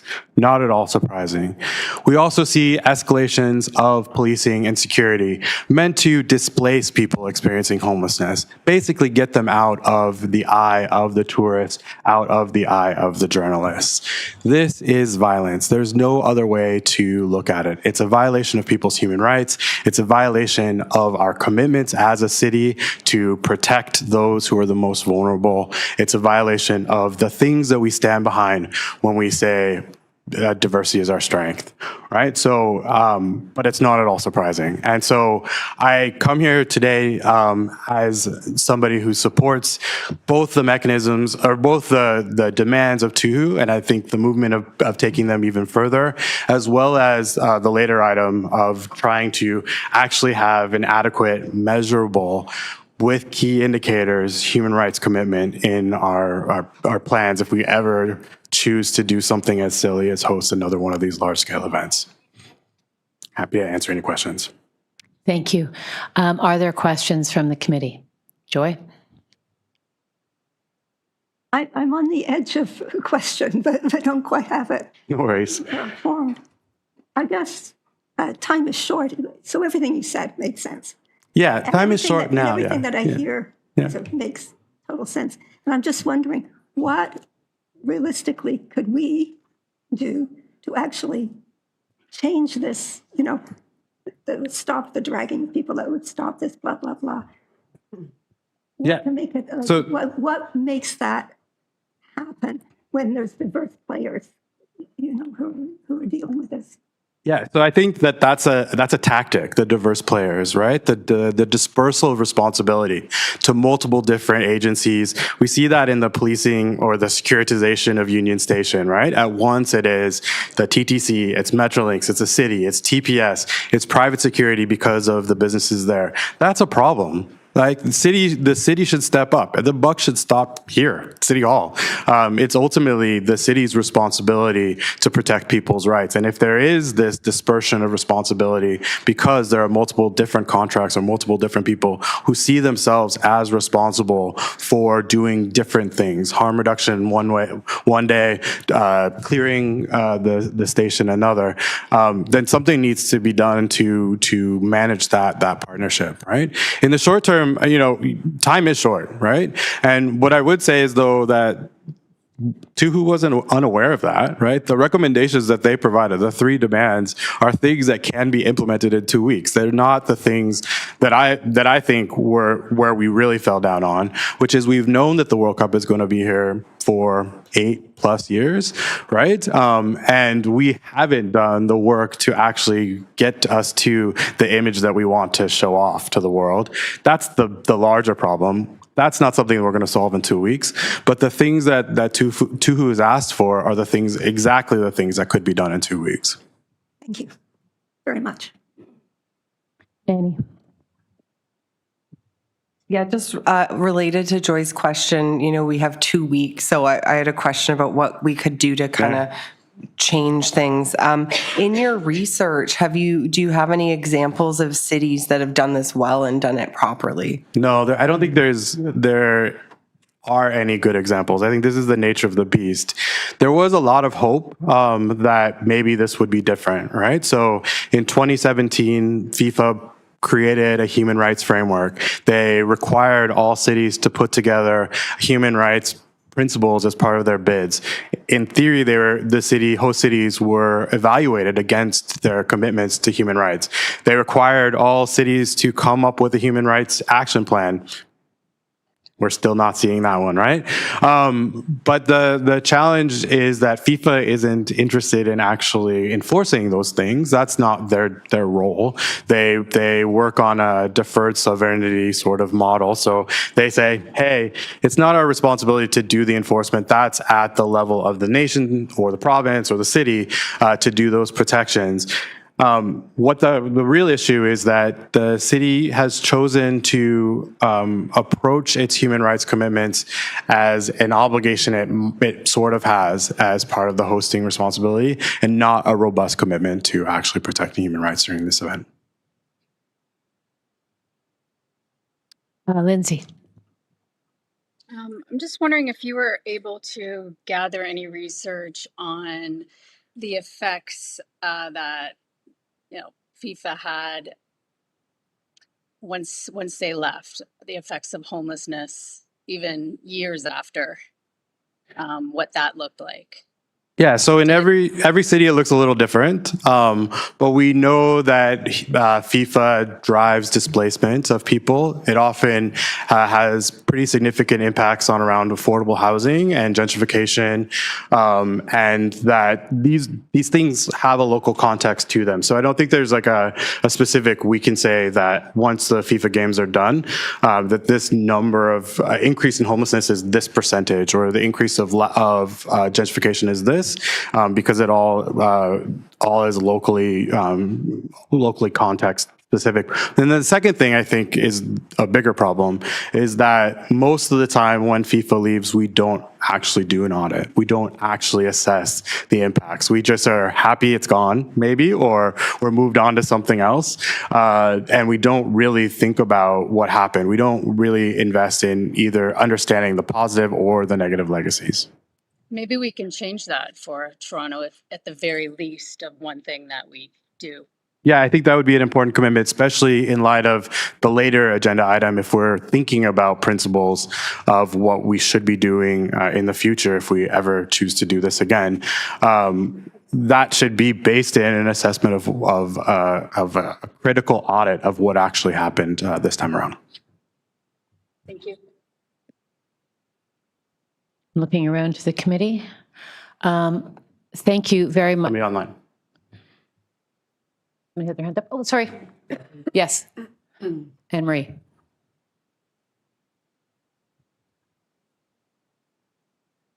Can you hear me? Yep.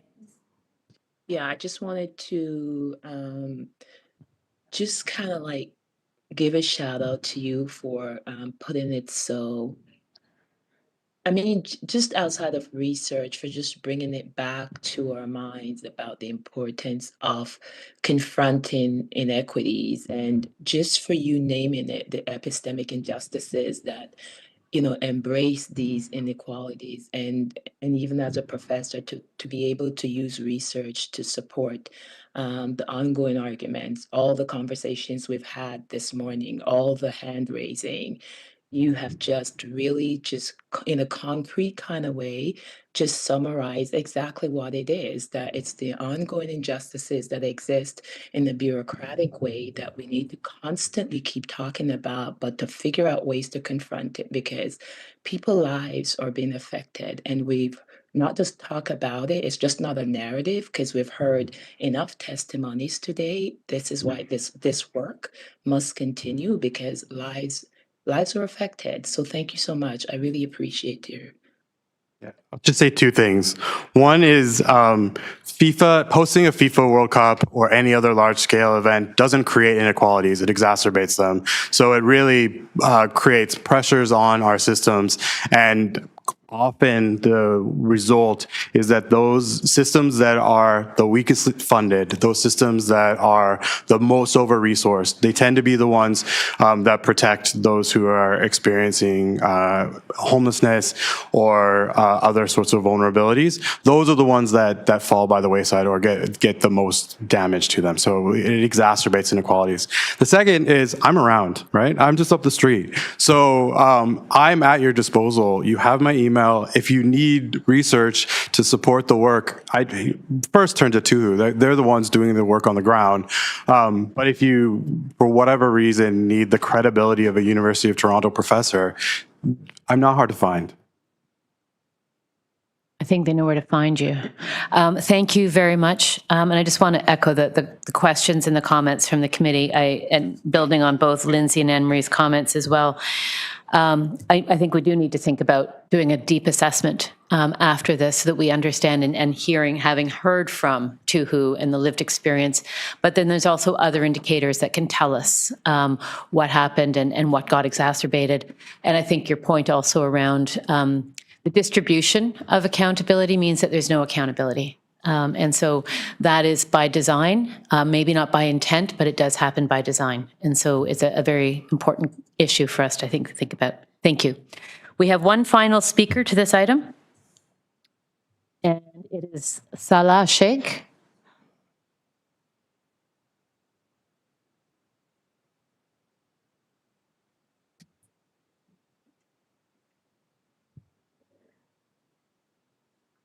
Over to you. My name is Salah Sheikh. Do we have the microphone on for you? Thank you. Much better, thank you. My name is Salah Sheikh. I'm a Tuhu member. And when we're doing the outreach for the report, I have two stories that I keep thinking about, and I'm here today, I even wasn't planning to talk, but when I had the chance, I wanted to share them. The first one is, when you go and see how the security treat people, it's even Sebastian was telling me the word is discrimination, because they look at people and they decide which one they're gonna wake up and ask him to leave. And that's the way they think this is a homeless person, or this is a person that we need to kick out because it will not look good when the people come for the cleanup. And the day of the rally, I was there since 6:30 or 7, because in my head, I think we run in hope. I hope that maybe in that day, I will see something different. Maybe something will change. But I saw the security and the outreach staff person there doing the same thing, picking up some people, asking to leave. Then when we came after the rally with the press and everyone was looking nice and shiny, the same security and people came to us and said, just, we're doing some delivery, move aside, then come back and do whatever you want to do when you keep doing at the press conference and everything. So they choose who to remove and who to stay. I could have my Starbucks coffee and sit there for 4 hours and no one will tell me to leave. But if someone is sitting with a bag or look not clean up, so they will clean him up. This is one of the stories. And the other one is, when we were there one time doing outreach and there was an overdose case, and Tuhu team stepped in to help with the situation. And I don't think they would move fast enough as we did. But after we finished, they asked us, don't do that again, just call someone to the... And I was part of the team that was there. And personally, they asked me to step away because the person who had OD was on a wheelchair. So for them, I'm one of those people who need to be cleaned up.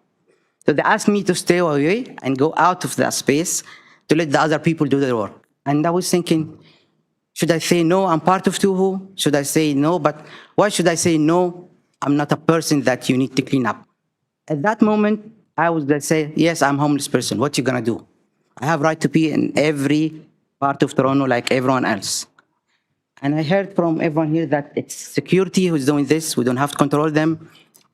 And I don't know, I think everyone was watching the news. YouTube, you see an ad coming, Protect Ontario, no safe injection sites, build more prisons. I just came from Africa a few years ago. And Toronto, the government, what's happening, we're moving towards that. We have expression, we have green passport back in Africa, and Canadian and American, all these countries have a blue one, right? I haven't got my passport yet, so I'm not sure. But I think it's blue. So every time something happens, we say the passport is going greener because you're doing the stuff, it's happening. Back in Africa, I survived, when I say survived, the African nation in Egypt. And the same thing that was happening there is happening here.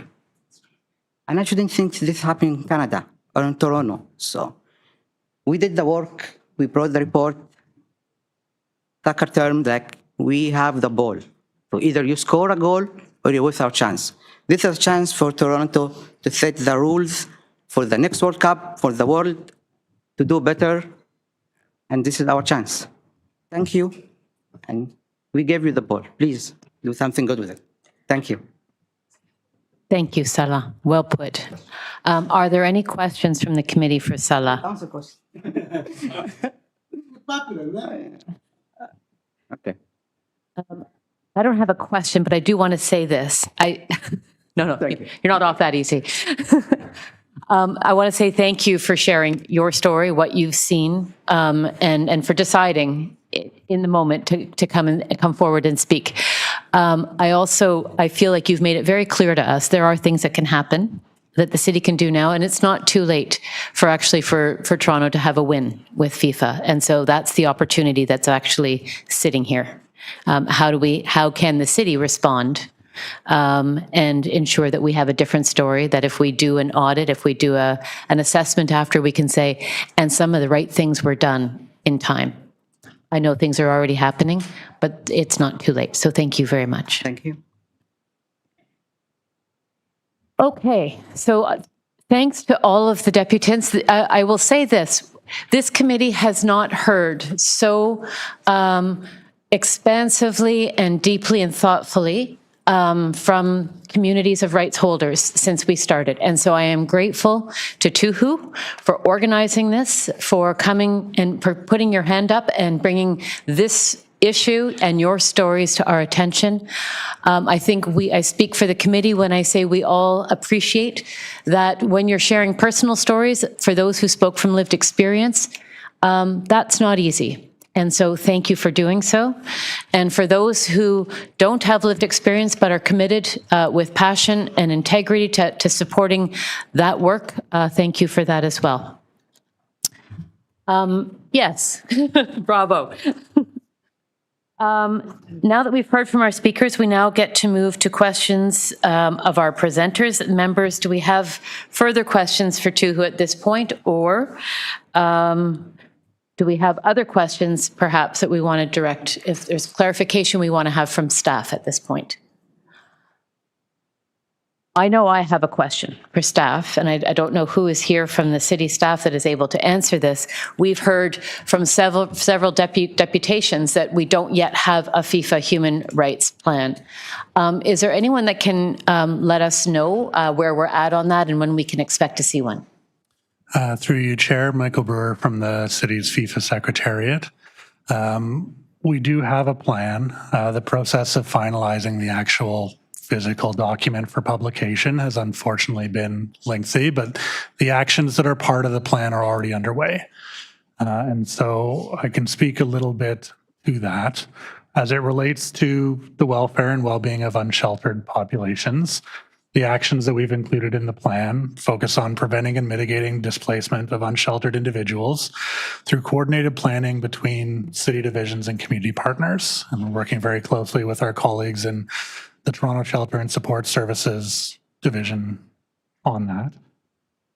Enhancing outreach and engagement with individuals experiencing homelessness to support access to the shelter system for those living outdoors during the tournament period. And again, this is something that's already underway, the enhanced outreach. Optimizing referrals to daytime drop-in services that provide meals, hygiene supports, health and social service referrals, and connections to shelter and outreach. Ensuring continuity of care and access to essential supports. And training staff to engage respectfully and compassionately with unsheltered individuals and referring them to appropriate services as needed. And I hope that in the coming days, the document itself will be published. It's been a lengthy process working with FIFA, their advisory bodies, trying to get to a point where there's a level of consistency across all 16 cities. I understand there's about half of the cities that are in a similar position to us that have not published yet, but ours should be available in the coming days. So we can expect to see it before FIFA begins? Yes, okay. Absolutely. I'm aware that Vancouver released its on Monday. Yes, that is correct. We took a slightly different approach from Vancouver, where we worked with our advisory body, and so reviewed with those groups and organizations before making the document public.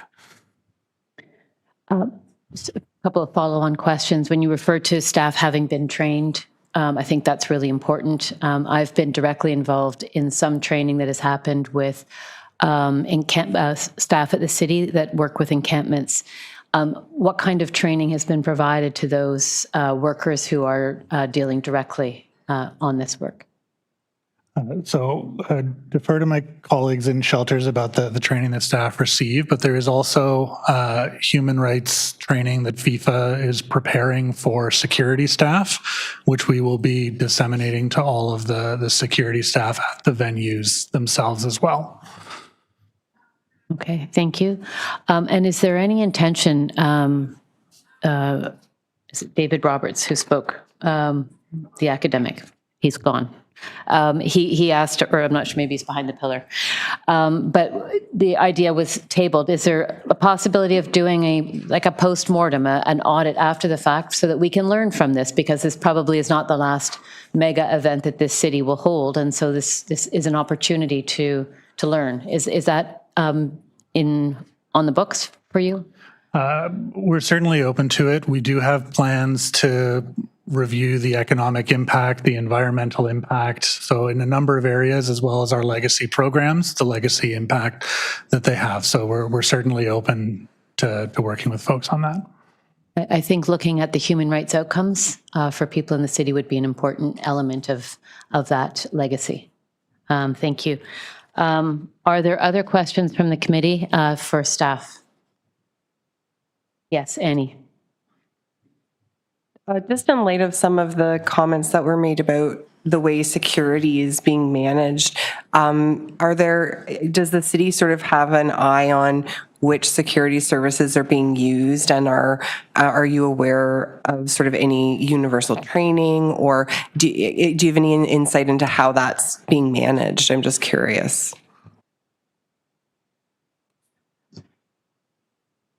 Through the chair, hi, my name is Milton Barrera, director with Toronto Shelter and Support Services. So the city continues to support people experiencing homelessness through a person-centered approach, human rights approach, focused on outreach, coordination, and voluntary access to services.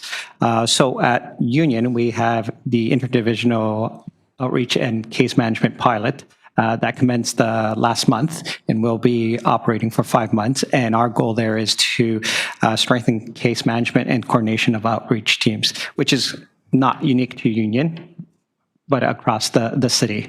Part of our partners involves CREM, corporate real estate management, and we are working actively with our security partners.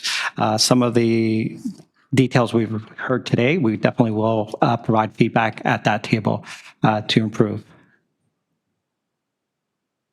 I just have a follow-on question to that, because I think it's really important to understand the accountability around security. And I appreciate that there are many players participating in this. But is there, can you explain a little bit about how Metrolinx may be accountable to some of the commitments that the City of Toronto has made around human rights? So can't really comment directly on behalf of Metrolinx, but as I stated, they are an active partner in working with us to support individuals at Union Station. As stated, we will be conversing with them to discuss how do we align our approaches. Because definitely some concerns based on what I've heard today. Yeah, and I think the other, the corporate security, the Metro, whatever, all the various contracted partners, and I also understand other representation from other police forces may be coming in as we get closer to FIFA itself. And so I think, I don't know what the mechanism is, but ensuring that there is a high bar of human rights awareness for all of those security forces that are at play. Yes, Chair, that's correct. And just would say that when it comes to just our delivery of services to people experiencing homelessness, specifically for those that are in encampments or outdoors. Our interdivisional protocol for encampments continues to guide us. Okay. I have one more question for Milton, sorry. Tuhu has identified 3 very practical things that can happen between now. I'm aware, first of all, just to say that this committee doesn't have an ability to pass a motion that will reach effect with staff in the short runway that we have and before FIFA. But I do think that there's opportunity for staff simply to receive the recommendations. And so Tuhu has made 3 recommendations. I think they're all very practical. Immediate 24/7 respite space is made available before and during the World Cup events. Cancel security contracts or revise the outcomes of security cup, but their language is cancel security contracts and indefinitely postpone shelter closures. Are those things that can be looked at by your team between now and the beginning of FIFA? Through the chair, there's some that we can look at and then others that have already been completed.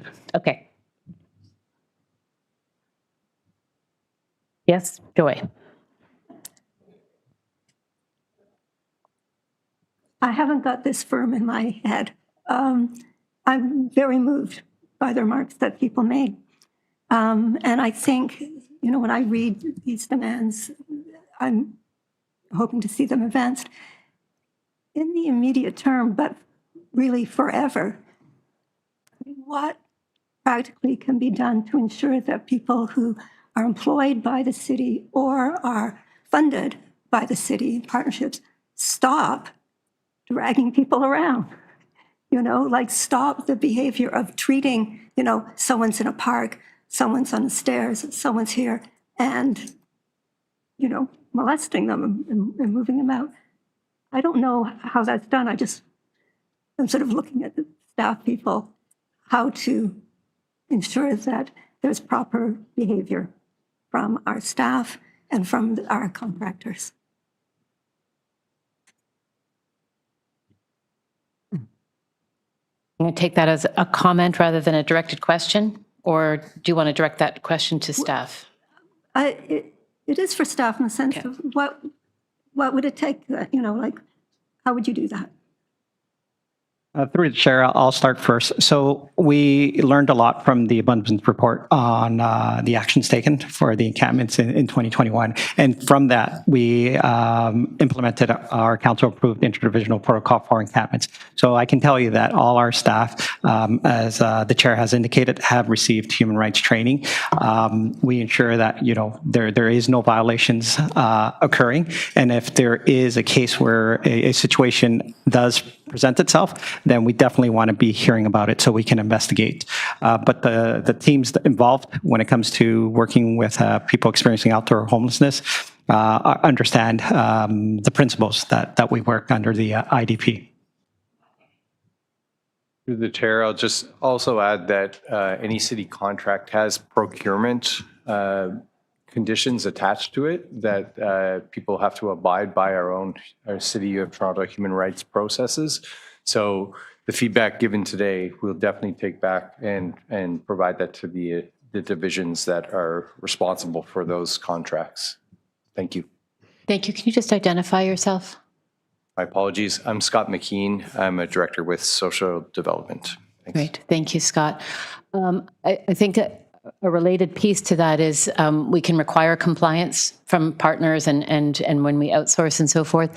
I guess the other piece to that for accountability is there a mechanism by which a complaint can be heard and that action can be taken when the principles may be there, the requirements may be there, but we're dealing with a whole bunch of human beings, and so things don't always happen the way that they are intended. So is there a complaint or accountability piece that can be attached to that? Every city division has a complaint process, and they're publicly posted online. Thank you. Okay, I'm looking around. I think I think that's it for this item. I want to say thank you again to the members of TUHU, the deputants. I also want to note that we've received written submissions to this as well, which will also go into the mix. And thank you to all. I believe now that I would move to receive the item. And so to the committee, all in favor for receiving the item.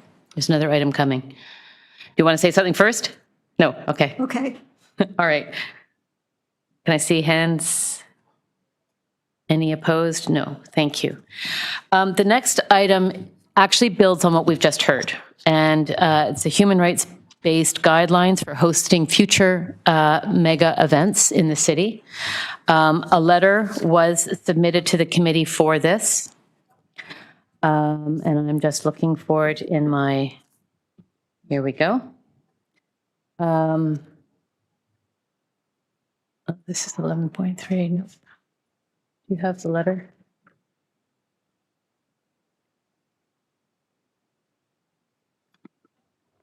Here it is. I have it. Thank you. So the letter is from me to the committee. When people sleeping outdoors are removed or displaced, they are disconnected from their support networks, caseworkers, access to vital services, and face increased safety risks, including overdose for those who do use drugs. It is a deeply traumatizing and destabilizing experience and is, in part, why Council rightfully adopted the Interdivisional Protocol on Encampments. As a council advisory body mandated to provide advice to City Council on how it can uphold its Toronto Housing Charter commitment to the Charter commitment to progressively realize the right to adequate housing, it is important that we understand how the city is monitoring its compliance with the Toronto Housing Charter and IDP when it hosts large-scale events, such as the upcoming 2026 FIFA World Cup. Before entering into agreements to these events, the city should adopt trauma-informed, human rights-based guidelines to respond to and support people who are experiencing homelessness and residing in public spaces. These guidelines must be coordinated and consistently applied by city staff and staff contracted by the city to ensure human rights are respected and upheld.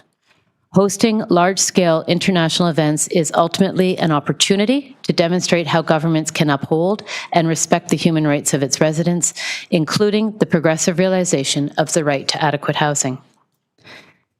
I am then therefore proposing a recommendation from the Housing Rights Advisory Committee that requests City Council to reaffirm its commitment to the progressive realization of the right to adequate housing when considering strengthening governance oversight for future mega or large-scale events, as directed in item AU 9.9 FIFA World Cup 2026 Toronto Governance Lessons Learned for Bidding and Planning to host future events as established in Planning and Housing 11.5 and the Housing TO 2030 Action Plan by ensuring any guidelines or policies developed include A, consideration of impacts on people experiencing homelessness, especially those experiencing unsheltered homelessness, and B, specifications for establishing a plan to minimize displacement and support people experiencing unsheltered homelessness to access shelter or housing in alignment with the city's interdivisional protocol on encampments. In short, before we do this again, can everything please be in place as part of the bidding process? I'm also happy to enhance this. This was written in advance, and I think we've heard a lot today. So are we able to put this on the screen? Yeah, thank you. Joy, you look like you want to add to it, so I want to open that to you. Oh, are you opening Please. right now? Yeah. I was waiting for the screen. Oh, you can wait for the screen if you want to see that first. Okay. It's okay. I think what I want to do is just, it's a matter of honoring the demands of the group. So they've made, put forward 3 things, and I want to be sure that those things are reflected and covered by whatever it is that we do. So I think we should add that to the recommendation. I agree. And I think then it should be by ensuring the guidelines can include A, B, and C, consideration of the experience of unhoused, underhoused and homeless. Are you writing? Thank you.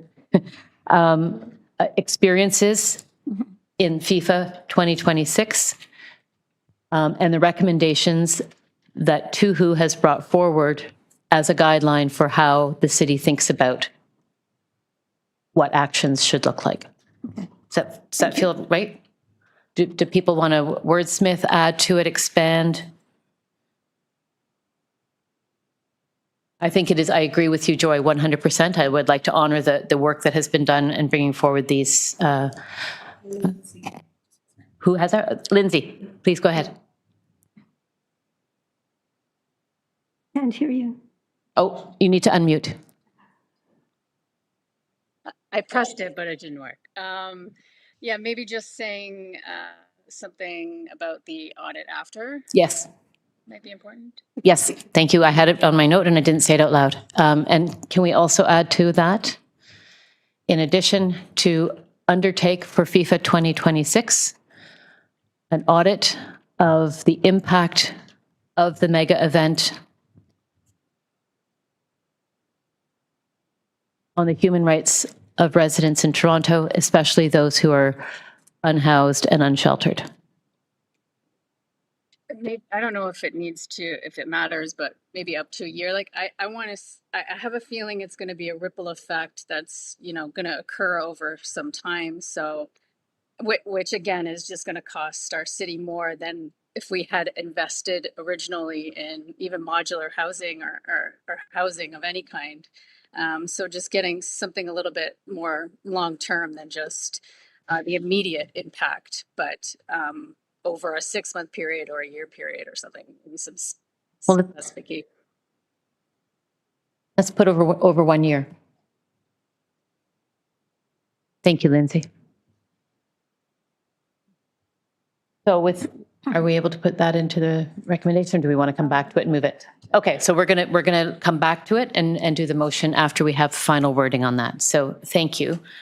So we will move forward. I'm looking at the time. We've been at this for a little while. I think we need a health break. And I'm also going to just consult to see if we want to take a longer break that would constitute, and then we come back and go through. If people need to get coffee or food or something like that. Is this a good time to take like a 20-minute break? People can grab some food and then we go back at it, or do we take a longer break? I don't know. Back in 15 minutes, can we push through to 1:30? Okay, so we're going to take a 15-minute break, health break, grab what you need, and then we're going to push through for the rest of the agenda without a lunch break. So do get something if you're going to need sustenance. Great. Thank you very much.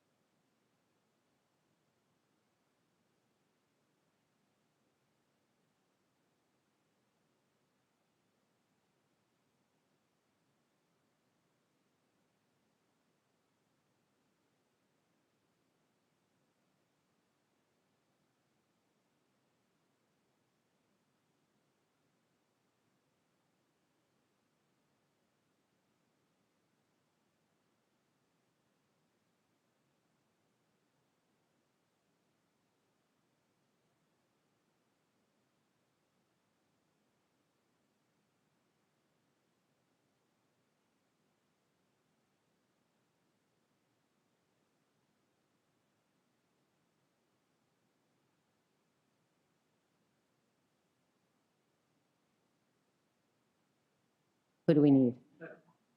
Saroja is there. Joy is there. The people online, we're going to try to, can they hear me? They can eat. Everybody can eat. Great, thank you. Everybody's coming back online. So where are we in the agenda? We're on item 5. Right. We're just going to pause on that. We're going to come back to it. Yeah, we're gonna. Do we come back to it or do we have to come to it now? You can just say we're gonna hold items down. We'll hold it. And then we're gonna. Priorities. Okay, great. And for priorities, the speaker list is? I rifled through. Thank you. So it's Martha, Diana, Margaret, Yaroslava, and Cheryl Case. Okay.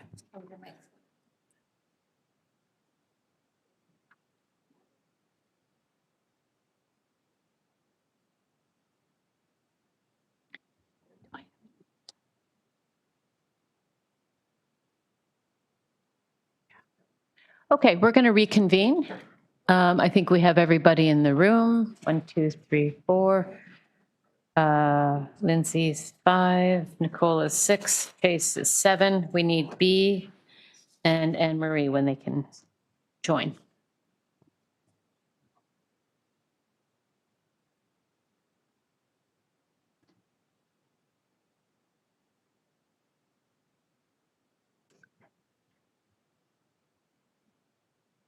Ready to go on 5 or should we hold? Go to the next item. Okay. And I'll have Okay, here's my.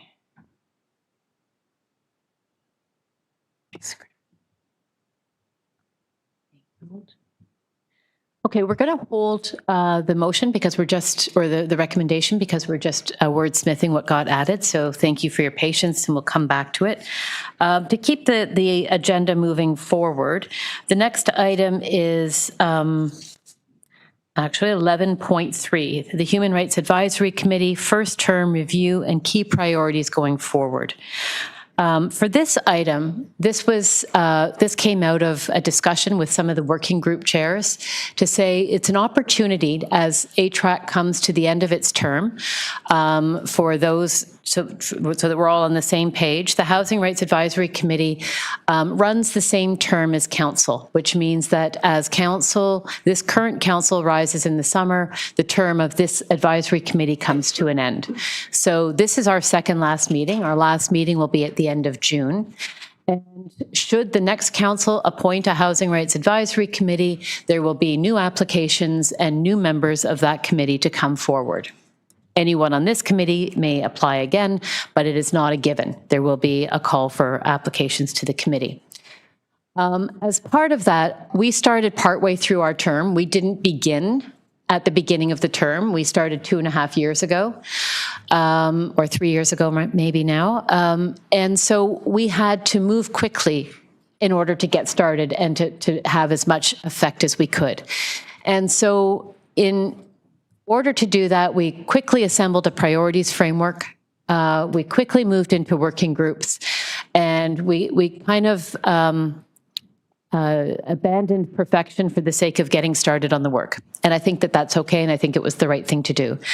But I do think that there's an opportunity after 2.5 years of learning from the process, from the work that we have done, to sit back and say, what should be the priorities for the next advisory committee? What have we done well? What have we been successful at? Maybe things that we could have done different. But importantly, there's an opportunity to sort of do some of that early work for the next committee and suggest what are the priorities from what we've seen, from what we've heard in our work. And so I have each of the working group chairs was going to consult with their members. I will speak for Working Group 1 because, as I mentioned earlier, Diana is no longer the chair of that committee. And we discussed, so I'm going to go around to each of the chairs and ask you to share what you heard. And then I want to open it up to committee members to say, what did we miss? What else do you think is important? Everyone has had a chance to think about this. And I want this to be a conversation among all of us. And then we also will have deputations to that. Do we all speak before the deputations? I think so. We'll have a go around. we'll have a go around before we open it for deputations. So I want to go back to the first working group, supporting unhoused rights holders. And when we talked about what's next for the next HRAC and this working group, the members identified the following priorities: understanding the city's progress in advancing supportive housing, in particular modular housing, including limitations, considerations, and increasing supportive housing supply. This is really in response to one of the early and immediate answers to homelessness in the city is a greater supply and access to supportive housing. Another priority identified was that there are barriers for people trying to exit the shelter system, including access to things like the Canada-Ontario Housing Benefit and other tools that enable people to get out of homelessness and into their own housing. There's a priority around concerns for housing adequacy and habitability, particularly within the existing stock of rent geared to income housing. And how are we seeing accountability around that? Concerns and a priority for shelter safety, in particular ensuring the shelter environment is safe for clients, users. And finally, ensuring that there is a complaints process in city-run shelters, complaints process that is accountable and provides access to justice for clients. So I'll pause there. Those were the priorities identified by the first working group. I will turn to the second working group. I think, Anne-Marie, that's you, if you're ready to go.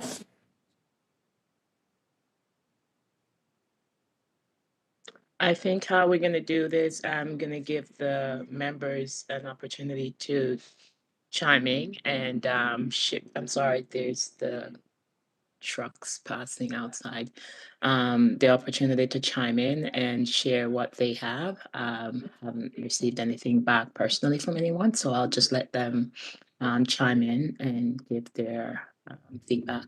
Can I interrupt you for one quick second, Anne-Marie? I was going to open that up as well. So if we could just do the headlines, and then we're going to open up for all the working group members, because I also would have fallen short for my working group. So either we go to you next, or we go to my working group members first and let them chime in where I didn't, or we go around and then open it up more broadly. I'm happy to go either way. What's your preference, Anne-Marie? Okay, so I'll kind of go, and what you could do is then open it for everyone. Just open it up and just let people, give people an opportunity to share for themselves. Okay, great. So I just wrote something quickly from my end. So since our inception in 2023, this committee has made the progressive realization of the right to adequate housing and our unwavering priority around that. We answer the call to advocate for people facing housing precarity, those unhoused, at risk, or pushed to the margins. Together we stepped up grounded our work in HRAC's priorities framework, and moved the needle forward by forming focused working groups that turned intention into action. And by aligning our advocacy with the framework, improving access to housing, we know we've got supporting the unhoused and protecting and expanding housing stock. We demonstrate our collective commitment to equity, collaboration, and meaningful progress. Looking ahead, our priorities must remain strong, supported by smaller strategic working groups that can champion change with precision and purpose. Working groups have proven essential in advanced and rights-based housing with consistency, collaboration, and intention. A key challenge noted from the Access Group is access remains at the heart of housing inequity. An increase in affordable housing is essential. We have raised awareness, but deeper grassroots engagement is still needed. And just about around impact, the city is moving in the right direction. Of course, we know that through its own housing TO action plan. And this committee has played a vital role in holding the city accountable to a human rights-based approach, as well as speaking on behalf of the working group committee as well, ensuring housing is not just an aspiration, but that it is an action. And we're not yet at the finish line, but we are undeniably further than where we began in 2023. About learning, housing is everyone's right. We've heard it echoed throughout the morning, and it's not just a fact, that is the truth. To reach the city's goals, we must continue to build an equitable city rooted in social justice and inclusion. Government must prioritize the needs of the most vulnerable and remain steadfast in its commitments. A renewed focus is necessary to elevate the voices of people with lived experience. And in solving inadequate housing, it will require a multifaceted collective effort where advocates, city staff, consultants, and community partners must continue working with one agenda: fix the problem. We must educate, challenge, and mobilize individuals and institutions, staying visible, informed, and unwavering in our advocacy. And lastly, we must expand access to safe, affordable housing for all, and not in silos, but as a united collective, and removing the barriers, of course. And we must shift the burden away from the individual fighting for their own rights. And we must understand that housing is a human right, and it is time to make it real. That's all I have. That's great. Thank you, Anne Marie. And then I'm going to turn to Annie, and then we're going to open it up for everyone. I've got Lindsay at the top of the list once we go big. Over to you, Annie. Great, thanks. So several years ago, Toronto became the first municipality in Canada to recognize its obligation to advance the right to housing, a significant milestone. At the time, that work felt aspirational, in large part because Toronto was the first. Since then, the city's made meaningful progress by integrating rights-based approaches into civic infrastructure, most notably through the establishment of this committee and through the establishment of the Deputy Ombudsman Housing Office. HRAC's important contribution has been helping move the city from rights-based commitments towards rights-based reality. The first term of HRAC demonstrated that a rights-based approach to housing can be operationalized, that the approach has practical implications for how the city operates every day, how it designs programs, allocates resources, evaluates impacts, and engages with its obligations to residents experiencing housing precarity and homelessness. So I'm speaking today, as Elizabeth said, as the chair of the HRAC's Maintaining Housing Working Group. I'm just going to provide reflections that the rest of the group, including its previous Chair Saroja, provided on the success and challenges faced by the working group and broader HRAC across its first term, and then some recommendations for what we hope will happen in the future. So the Maintaining Housing Working Group, I just want to start by saying it's an important focus because deeply affordable housing continues to be lost at alarming rates due to macroeconomic forces. And if this continues, it doesn't matter how much new supply is created. However, keeping vulnerable and lower income people housed is one of the most important actions the city can take. I guess I should have said therefore. It's one of the most important actions. Preventing displacement and homelessness is at the core of the right to housing and shows what that can be in action. And it has profound and life-changing impacts on individuals. So over the course of our first term, the Maintaining Housing Working Group aimed to advance greater housing stability for equity-deserving and lower-income residents by focusing on several key initiatives: eviction prevention and tenant support programs, expanding those, making sure they're better coordinated, rent-safe TO and how that's functioning, implementation of the multi-tenant housing framework, in particular making sure people were not getting evicted as a result of the implementation, addressing rent evictions and dem evictions, and the housing at risk table. There were several important successes over the course of our first term. HRAC advocated on the city budget for 2 consecutive years, including submitting letters to executive committee identifying gaps in the budget and urging the city to direct maximum available resources to preventing homelessness. Increased funding to the Toronto Tenant Support Program in 2025 is one example of actual concrete progress that emerged from the advocacy. The committee also worked to ensure that people with lived-in living experience of housing precarity were better integrated into HRAC's work. Early on, lived experts were not able to directly participate in working group meetings, and through collaboration with the Housing Secretariat, this changed over time, allowing lived experts to directly inform discussions, as we saw today, on emerging housing challenges and helping HRAC amplify perspectives more meaningfully. The Maintaining Housing Working Group also provided detailed detailed feedback on the implementation of the multi-tenant housing framework and raised concerns about tenant displacement. We also advocated for greater attention on the adequacy of existing eviction prevention supports and resident needs, the need to better coordinate services and to expand those services. We also pushed back against provincial efforts to weaken protections for renters under Ontario's Bill 60, Fighting Delays, Building Faster Act, and the use of the notwithstanding clause to threaten unhoused residents. At the same time, there were some challenges and we learned a lot. So applying a rights-based approach in municipal systems is hard work. Decision-making and communication channels are often complex and can be inaccessible, particularly for residents and lived experts navigating systems while also experiencing housing precarity. Navigating council processes and the city clerk's office is a learning curve for all of us, and we're hoping to leave maybe a memo for our successors. There were also moments where HRAC's work was shaped by city-directed priorities rather than emerging issues identified by communities themselves. Though I do want to acknowledge that city staff has been receptive to feedback and really, really supportive in helping the committee build on our work. So the committee also worked within structural challenges that we're all familiar with, weakening tenant protections, not enough resources to address the needs that are so glaringly obvious.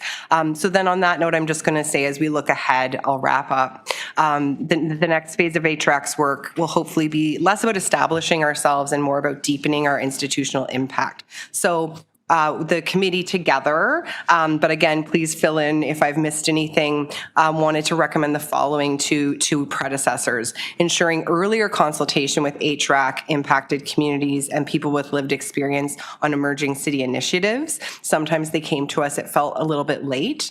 Advancing stronger intergovernmental collaboration so the city has resources necessary to enact recommendations.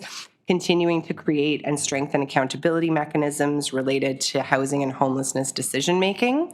And then a couple just for the maintaining housing working group that they might think of as priorities: strengthening coordination and expansion of tenant support and housing stabilization systems. And I wanted to flag the Canada Rental Protection Fund, which is a new federal initiative aimed at preserving affordable rental housing by helping nonprofit and community housing providers acquire existing rental buildings. The federal government has recently issued an RFP to establish acquisition vehicles and delivery partners, and the implementation details are still emerging. So I would recommend as the fund rolls out, the Maintaining Housing Working Group keeps some eyes on how that can play out and assist in Toronto. So I'll just wrap up there. I think I've been going on for quite a long time. We just wanted to end by saying we really hope that this committee will be restruck and that we can continue to do this really critical work. Thanks. Thank you, Annie. Thank you, Anne Marie. And so there's more members of the committee that have input for this. So I'm going to start with Lindsay because your hand went up right away, and I probably should have organized this feedback differently, but we're here now. So over to you, Lindsay. Wow, that was really, really, really, really good. The last working group that spoke. One thing that all three working groups touched on is giving the voice of those with lived experiences a significant voice in solutions to our housing crisis, and allowing those with lived experience within the committee to bring forth those solutions as opposed to just the city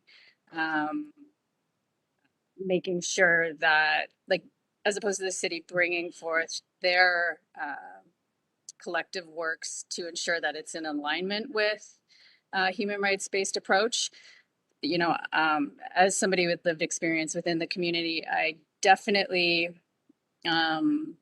wasn't able to get my voice or priorities heard like I wanted, and I wasn't able to kind of follow up with any real movement in some of the things that I felt were important, such as modular housing and supportive housing, but also going forward, being able to expand the priority of having all three levels of government working together, I think is going to be an important part, because I have a feeling funding may have been a hindrance, right? Just kind of passing it on. It's the province, it's the city, but actually not working together. And I think that will be an important priority moving forward. And yeah, those with lived experience having, you know, real solutions to the problem that they've experienced. Like that's crucial. So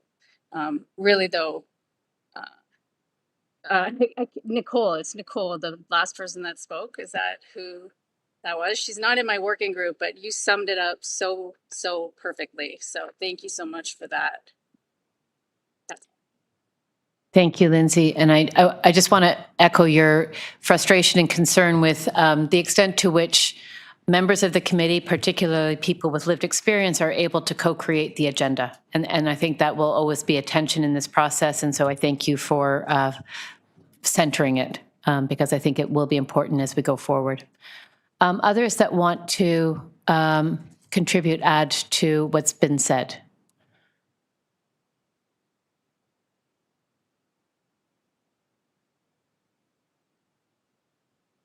Saroja. Hello. Yeah, actually, that was Anne-Marie Moulton who shared the feedback from the first working group. But yeah, thank you, Lindsay. I agree with you that everyone's accomplishments have been incredibly strong. Like all the working groups, I think, are aligned and have been able to like sort of feed off of each other and like grow together, despite some of the challenges that you've all raised in navigating the city processes can be difficult, but I think that like both internally and externally we've accomplished a lot, and so yeah, I would support.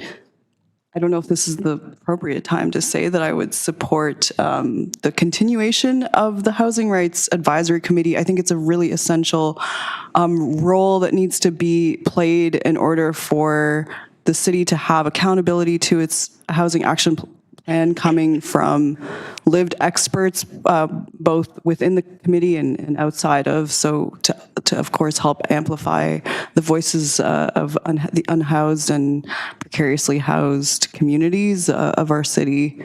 And yeah, I think there's probably a lot more to add to that. I think a lot of you have covered what I wanted to say, so thank you so much for all your work, everybody. Thank you, Saroja. Are there any others who would like to add additional thoughts on priorities or considerations as we begin to wrap up this committee? We will have one more meeting in June, and I think we will look to consolidate what we've heard from you and from all of us into a bit of a summary document for our next meeting to look at and to sort of review together. But I'd like to keep the floor open for a moment if there's others. Otherwise, we have people that want to depute to us. So can pause here. Okay, we have a speakers list. And on the speakers list, we begin with, oh, sorry, B, did you have your hand up? All right, over to you, B. The video just stopped. Okay, I just want to thank you for everybody in this committee. I myself have learned a lot, and thank you for advocating for the homeless people. I mean, throughout this, even though it's short, but I think we accomplished, well, I can say a lot, but it's quite a much that we have been changing, not changing, improving, the system,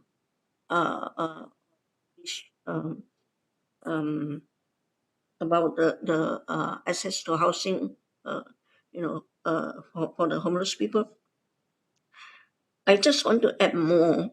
I mean, they come to us, we are input, they take our input and they change the system or they improve on the system, and I think it's a progress, but I think they can do more. I just during the break, I just got a letter from the management, upper management, the shelter management, and that letter is from the upper management, from the director of the shop TSSS. The letter say, as I mentioned in our group, Unhoused group, that during our resident meeting, we already get heads up that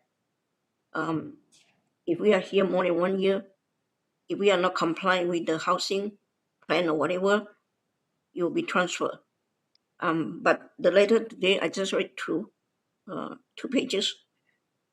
It's not 1 year. It's if people who are 6 months start thinking your next step. So that means you have to either compile the housing, get on whatever that comes to you, or otherwise you'll get transferred to another shelter. My concern is, this shelter, when I move in, people told me there are some clients stay for 2 years. Nothing is, they don't get moved. I think maybe it is the only shelter they did that. But now they are kind of tightened up, and they want everybody to get serious, because now there's no subsidy, no COP, right? And it means it's very hard for people to move and exit the shelter. So because of that, I think they are tightened up to get people moving out. That's only one way without the COP. I didn't know this other subsidy except the PAP program that they outsource to TNG. But the one you have to have your name come up to the list. If your name don't come up, you don't get connect with the TNG worker, and you don't get that subsidy or 800 for helping with the rent. My concern is, I don't think this is the way to do it. Personally, I don't think this is the way to do it. I think cities should go and, I don't know, come up with some kind of other subsidy to solve the problem. City can give a letter and say, religion, and do your search or whatever, and try to move out. Nobody want to stay in shelter forever, right? But we have no way to get out because there's no subsidy. The rent is skyrocketing. How can we move out unless you're moving into the RGI housing, social housing? If you are market rent, there's no way. If you're on social assistance, if you're on OW, even worse. The rent they give you is what, 300 something. That can even rent a room of the rooming house. I don't know, if that is the case, how can people get even a room we share with 8, 9 or 10 people like I did before? That time I'm not get subsidy. That's why and it's very precarious housing. Even though you got house, you got a roof on your head, but it's so precarious. I catch up. I only sleep 2 hours because of this damn cold mosquito in my room. Because of mold, you get infested with mosquito. I only sleep 2 hours. I catch up all my sleep on the subway train, up and down. After my meeting, that time it was in-person meeting. So after my meeting, I catch all my sleep on the subway train until the last train. Then I get off. But there are a few times I got too tired, I oversleep. I didn't get off the last train before the last train, and it was so scary. I have that experience. I don't know where to go, how to go from the west. The last stop is the last train. That last train stop at Downsville, and that was my first experience in the middle of the night. I think around 1 something to 2. I don't know how to go without, the train from the west to Scarborough.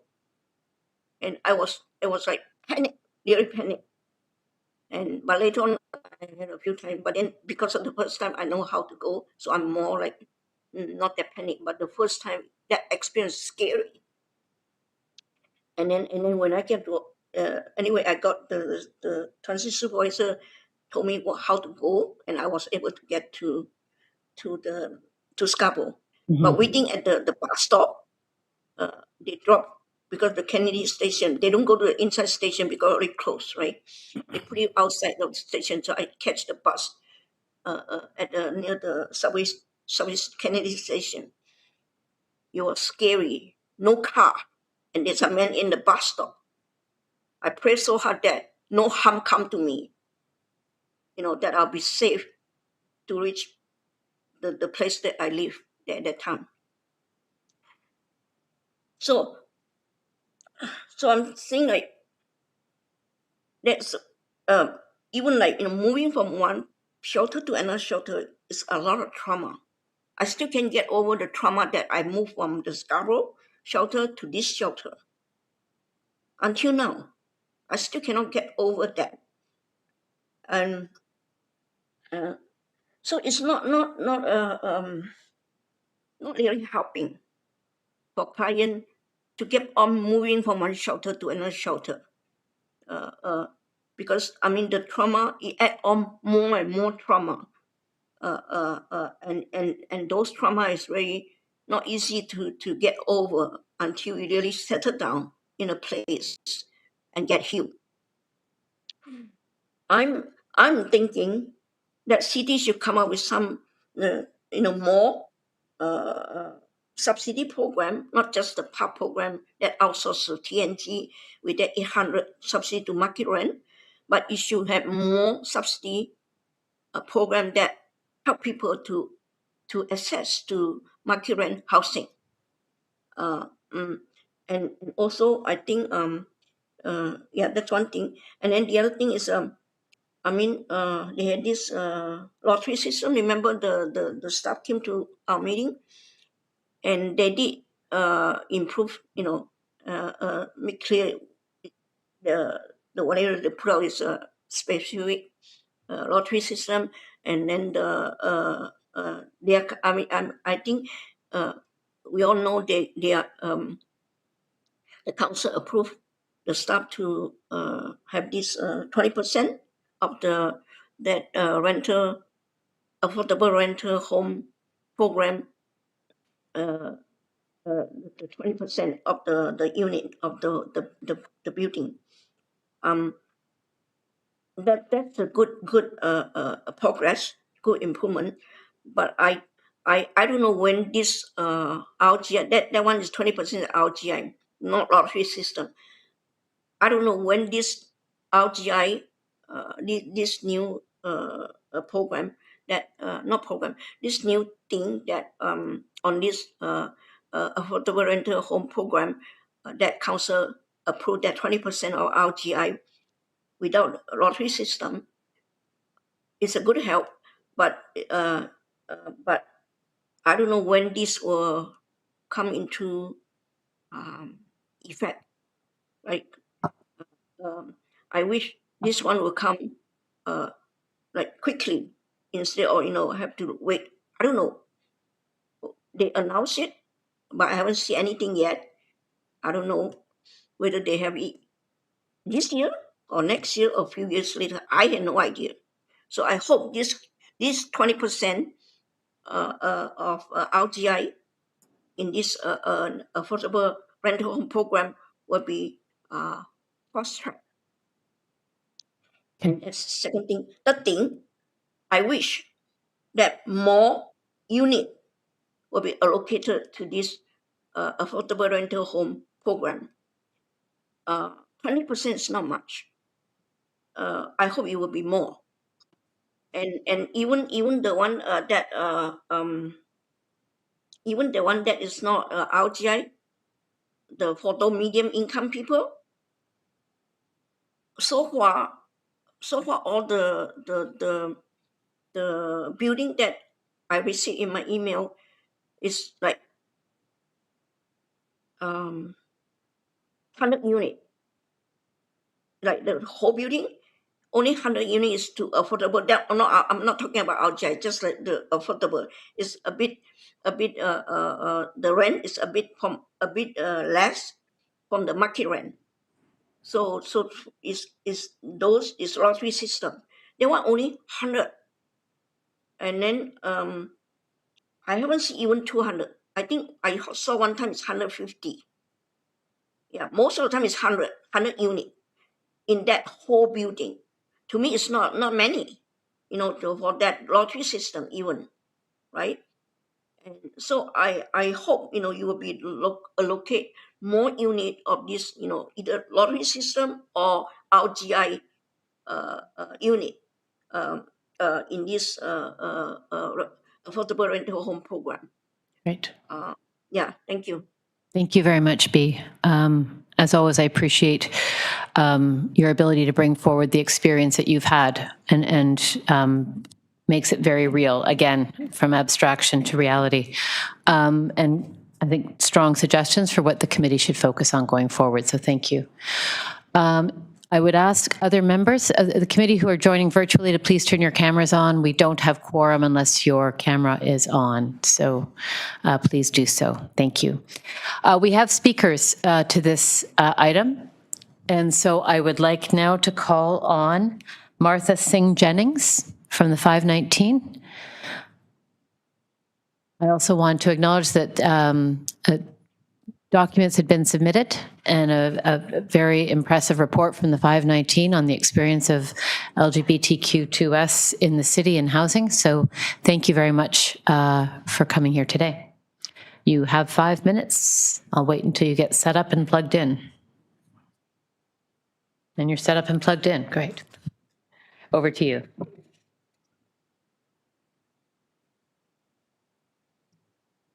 Hello, thanks for having me. My name is Martha Singh Jennings. I use they, them, and she, her pronouns, and I'm the Director of Housing Advocacy and Support Services at the 519. And in response to this item, we would very much like to invite this committee, if it is restruck, to include in their key priorities the rights of 2S LGBTQ plus people in housing and shelter services. Briefly, the 519 is a community centre. We're a City of Toronto agency and a charity. We're Canada's largest 2S LGBTQ plus organisation, and we've been serving community for 50 years. It's our 50th anniversary this year. How we're coming to this work is quite varied. We've been supporting unhoused community members for many years. In fact, the board of directors of the 519 first voted to recognise the rights of unhoused folks using the space in 1977.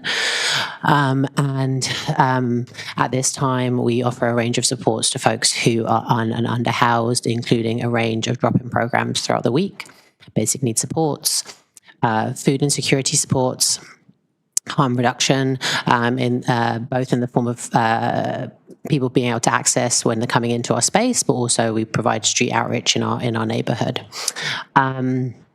At the moment as well, we are also working on a project with Homes First, funded by TSSS, through which we are supporting the city's first and still sadly only adult shelter space for queer and trans people. This space is the Paceway Project, and it serves specifically newcomer refugees. We also provide housing case management to folks who are exiting homelessness to hopefully ensure housing stability long-term and reduce cyclical homelessness, which is sadly incredibly common in our communities, particularly for racialized trans individuals and two-spirit folks. We also try and collaborate and innovate around solutions and responses to create more inclusion within shelters and community housing, including training, community of practice. And for over 24 years, we've been thoughtfully and proactively engaging community in consultations to ensure that the voices and experiences of 2S LGBTQ plus people using shelter services, experiencing unsheltered unsheltered homelessness and inadequate housing are represented and elevated and heard by in spaces like this. Most recently, we, as mentioned and as submitted to this committee, we have published a report, Where We Belong, Housing Rights and Recommendations for 2S LGBTQ+ people. I know that this committee has heard before from our friends at Nellie about the experiences of trans and gender diverse folks in shelters. Sadly, it is true, the evidence, the research shows that queer and trans people experience discrimination, harassment, and violence throughout their housing journeys, from shelters to community and social housing and market housing, and even into long-term care settings. And so through this report, we are building on the work of folks from the 519, but also community advocates and grassroots voices like the folks at Tuhu and Acorn, to highlight that along with the specific experiences that queer and trans people have throughout their housing journeys, that we're also disproportionately impacted by the financialization of housing that's affecting everybody who's trying to maintain safe, adequate, and affordable housing. So here we just have an excerpt from the exec summary. I also have hard copies of this report if anyone would like any. And through this report, we have a series of recommendations. The first two are for all orders of government. Whilst the federal and municipal governments have recognised 2S LGBTQ+ people as a priority population within housing and homelessness services and settings, there's been a failure to adequately respond to that, even in the context of just setting minimum targets of affordable units that are 2S LGBTQ centred. So that's our first recommendation. Our second is for all orders of government to work collaboratively to ensure the creation of 50,000 net new RGI units annually, to universally and consistently recognise affordability as 30% of income, and preserve housing, affordable housing stock, to one of your committee members' points earlier. We have specific recommendations for different orders of government. I'm going to jump ahead, given the time, to the city-focused ones. In connection to the homelessness service and capital infrastructure strategy, we want to ensure that proportional amount of the units we anticipate being, the beds rather, we anticipate being created through this strategy are reserved for queer and trans people, with 50% of those beds being for trans and gender diverse people. And then that the city dedicates 10 million of the funding for housing support services to queer and trans organisations, so that we can have services by and for our communities. Thank you. Thank you very much. Before we go to questions, we have a problem of quorum on the committee because we're going to lose someone shortly. So the meeting is going to have to come to, I believe you're telling me it needs to come to an end without quorum. So I think we have, my apologies. Thank you for your your deputation. I need to figure out the technicality first. Lindsay? How long are we anticipating going over? I'm thinking that we have 4 more deputations. Probably if we defer the last item, we can wrap up by 20 after 1. Okay, I'll stay. Can you stay? I understand. I appreciate that you have a compelling reason to go, but thank you. Okay, then we will continue with the deputations. Thank you very much, and I apologize for interrupting like that. Are there any questions to the deputant? I will say, I will comment on this. There is, my question is that there is an advisory committee at the city on LGBTQ issues. Have you presented on housing to this committee? Yes, we actually presented to them a couple of weeks ago. Okay. I think part of what will happen at the end of this is that we're going to be consolidating some of the ideas and priorities that have been raised to us. And I think ensuring that we have better coordination between these committees so that the issues that you've outlined and highlighted also emerge in the agenda of this committee. I appreciate very much that you've brought this forward, and I appreciate very much the research that the 519 has done on this. Thank you for your time today. Okay, thank you. Okay, so in the interest of moving forward, the next speaker is Diana Chan McNally. Elizabeth? Can I comment on the 519? Sure. I'm going to ask you to be brief because we need to wrap up this meeting in 20 minutes and we still have 4 speakers. I'll be brief. I read the attachment. I was thinking like there are people who are two LGBTQ plus people who came to shelter. I mean who came to shelter. Not many. I don't know. Maybe you don't find that many people in this population in shelter is because they're afraid of discrimination. I'm thinking maybe since I think, if I'm not wrong, I think city is trying to build smaller shelter for specific population like refugee, right? For example, so I'm thinking like if city can build a shelter for this two LGBTQ plus community population, especially for them, that may encourage them to seek shelter instead of I don't know, on the street or whatever. So maybe that can be one of the solution. Thank you. I think that's a good solution. Thank you, B. Would you agree that that is? Yes, we would love that. Okay. Thank you, B.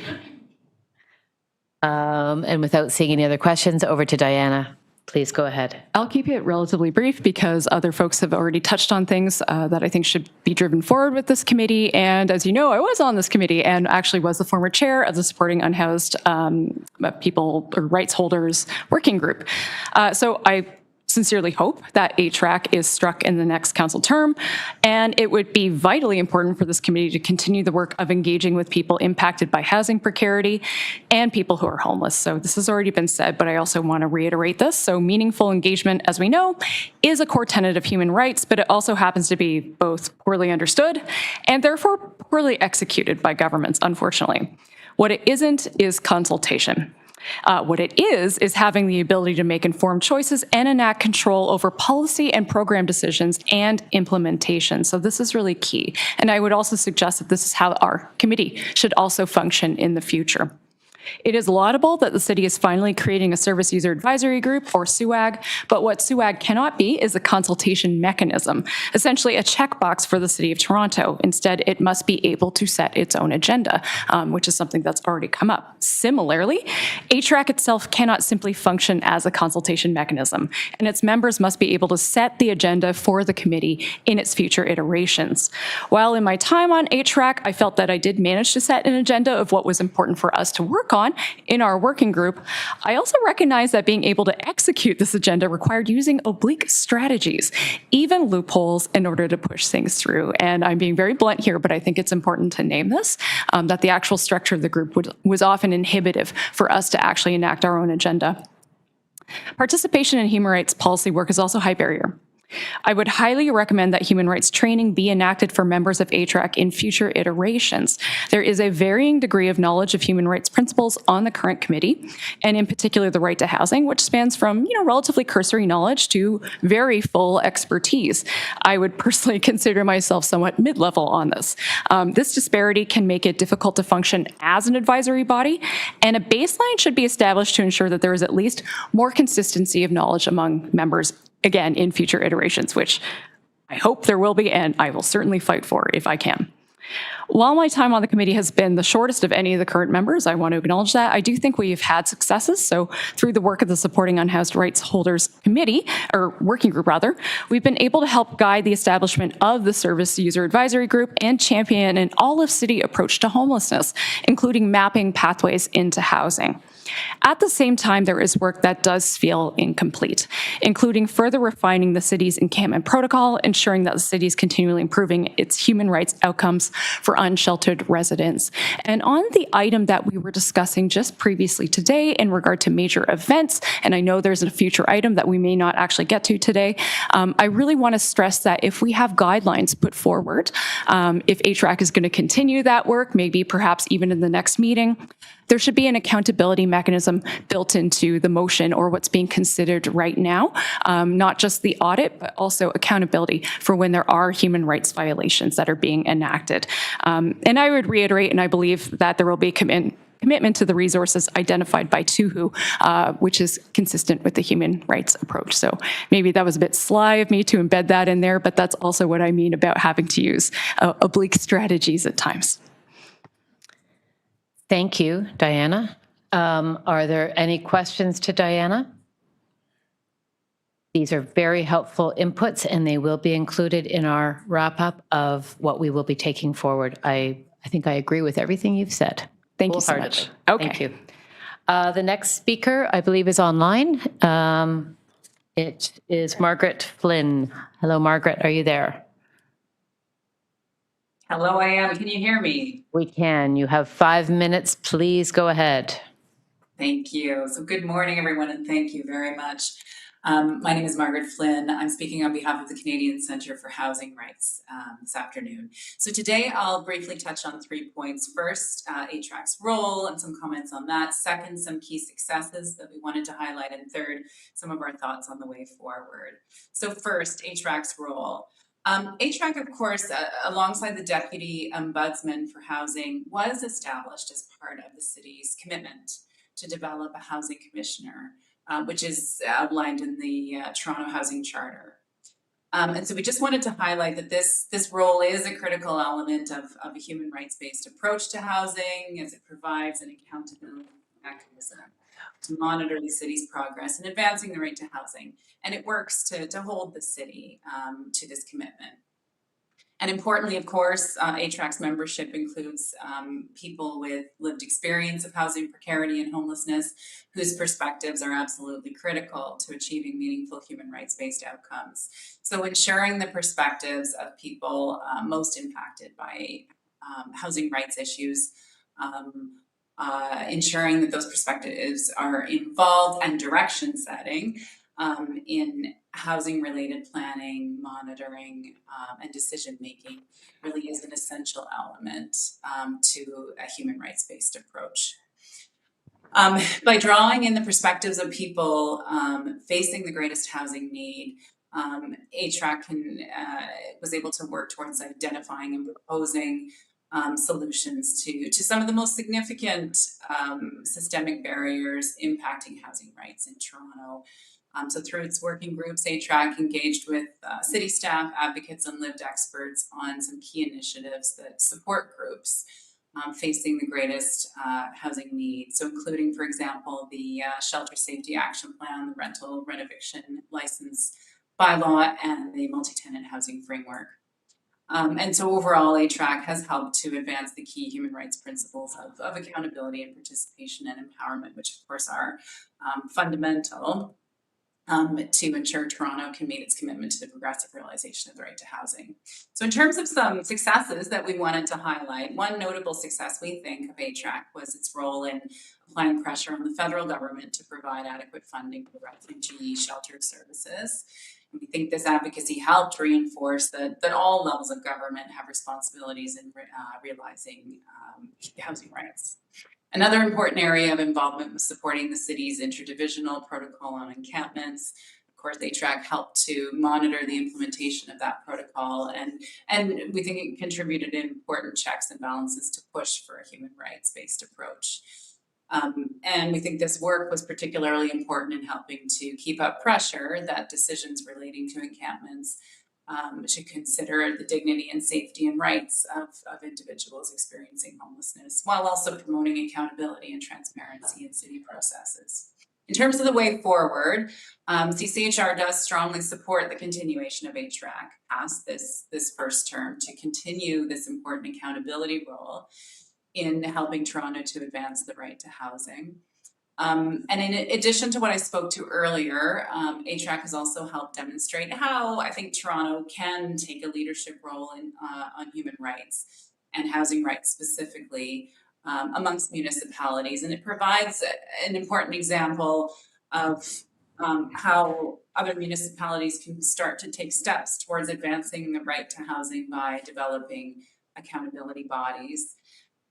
Looking ahead, we think there's some opportunities for ATRAC to further strengthen its role. It could support more targeted monitoring efforts related to specific housing outcomes across the city. So for example, ATRAC could help assess whether the city's policies and programs are effectively preventing evictions, reducing homelessness, and improving access to housing for equity-deserving groups. And this could help ATRAC play an even stronger role in identifying gaps and recommending changes to the city's policies, programs, or implementation strategies to really ensure that they align with the human rights-based approach. ATRAC could also help strengthen participation by lived experts in city consultation and decision-making processes. So in addition to strengthened and robust participation through ATRAC itself, this could also include providing guidance to city staff to ensure they are engaging meaningfully with affected communities, while also continuing to support outreach and reduce barriers to participation for those groups. And so I will leave it there. Thank you so much for your time, everybody. Thank you very much, Margaret. Are there any questions for Margaret at this time? No, then we will move forward. I'm conscious of getting us to a finish line so that we have quorum to get 2 motions through. So I will now call on Yaroslava Montenegro. Yaroslava, the floor is yours. You have 5 minutes, please. Thank you so much, Madam Chair.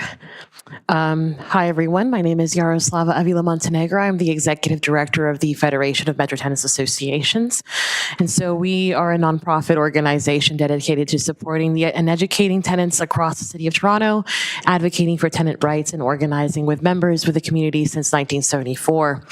The FMTA commends the committee for the progress documented in the first term review, particularly in its efforts to amplify the lived experiences of tenants in its initial work on eviction prevention strategies, its contribution to the city's recent tenant-landlord consultation processes, among other programs that they have been involved in. The creation of this advisory body was a vital step in affirming housing as a human right in our city, and we deeply appreciate the dedication of its members. We implore City Council and members to restrike this committee moving forward as a crucial mechanism to continue developing solutions to the ongoing housing crisis. This is especially critical since deepening unaffordability, mounting pressure from Doug Ford's provincial government on poor and working people, and the financial constraints imposed on the City of Toronto by the same province of Ontario is ever more imminent. Given the continued financialization of housing in Canada and increasing proposed solutions to the housing crisis by self-imposed pundits, and some politicians alike have become more market-focused and detached from our lived experiences. And we saw what that looks like earlier today with the Unhoused and Homeless union that presented earlier, which was an incredibly immense and important discussion, especially considering that folks on the front lines of that struggle have not really had the opportunity to be able to portray those voices to the city in any meaningful way up until now within this committee, which is a really important step forward. Thus, the committee provides a forum for both the expertise and the lived experience crucial to developing important feedback for housing-focused municipal initiatives that are participatory, efficient, cost-effective, and reflect our communities. If the committee is struck again, we also implore the members of the committee to additionally further consider and prioritize the intersectionality of the housing crisis, as marginalized communities are at greater risk of housing instability and insecurity.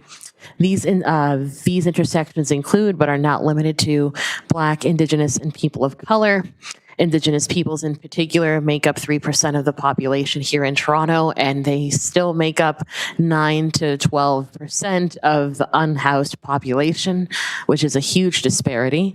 2 LGBTQ plus people, which my colleague from the 519 earlier today spoke in detail about. Disabled people in just care. The understanding of disability justice and just care also needs to be taken into consideration, and I think is one of the gaps that maybe that had been missing from both, not just with the committee, but also the perspective of the city itself. We need to take into consideration the effects of people living with disabilities all across our communities, and that they are in our communities, and we do not need to shun them to the side in order for us to be able to provide dignified and livable conditions for them, as well as for senior tenants and folks in senior housing. This is also an increasing gap, but also because of the lack of resources being put into public housing initiatives in the city due to financial constraints being imposed on the City of Toronto. And so for these reasons, the FMTA urges the Toronto City Council to not only restrike the Housing Rights Advisory Committee, but also to sharpen its priorities and provide the tools needed to hold the city accountable to its housing rights commitments. Thank you.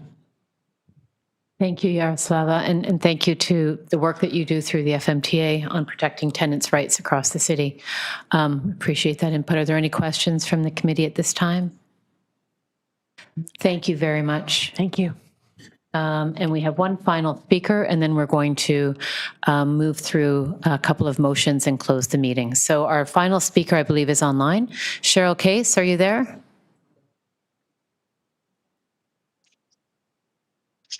Okay, so we're going to have, is Cheryl online? Okay, Cheryl, it's over to you.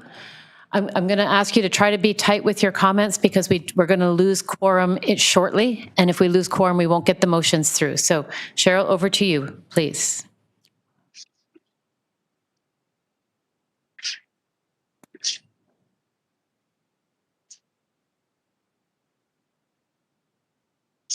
Okay. So we'll just move to Miguel. You've registered to speak again. Miguel, if I could ask you please to be. Hello. Hello. It's over to you, Miguel. You have 5 minutes. Thank you, Chair Elizabeth. Thank you so much for the opportunity to speak on this last final item of the agenda. Yes, I'm in support of requesting the council to re-strike this committee, which is doing a great job to address the inequalities of housing in the city of Toronto. As the previous deputy mentioned, Indigenous people make up to 9% of the population who are unhoused. And being an Indigenous myself, I agree with the desire to increase the number of housing units for Aboriginals of this country. That should be the priority in the second term of Mayor Olivia Chow. I heard that she's running again, and I wish her the best. And I wish that this committee can go on for consistency and ensuring that that the voices of the marginalized communities are heard. One last final comment. I would like to add we should be working on enhancing or requesting funding for transitional housing. It is important that members of who are coming into old buildings where residents have been living for decades, like aging in place, are not disturbed or their lives affected because of these rehoming housing strategy policies, which bypass one particular important task is helping people out before they come to live in established communities through the housing. That is my only comment, and thank you so much. Thank you, Miguel, and points well taken. Are there any questions for Miguel? Yes, Lindsay. I just want to say thank you, Miguel, for that last point. That's something that I've been trying to advocate for because I live in community housing and I see the effects on the vulnerable people. And I think transitional housing, supportive housing is key. So thank you for reiterating that. You're welcome. Thank you. So with that, if there's no other comments or questions from the committee, what I'd like to do, there's a motion attached to this item. So I'd like to move forward with that motion so we can get that passed. Can we get that up on the? It's Annie's motion. Annie, it's over to you.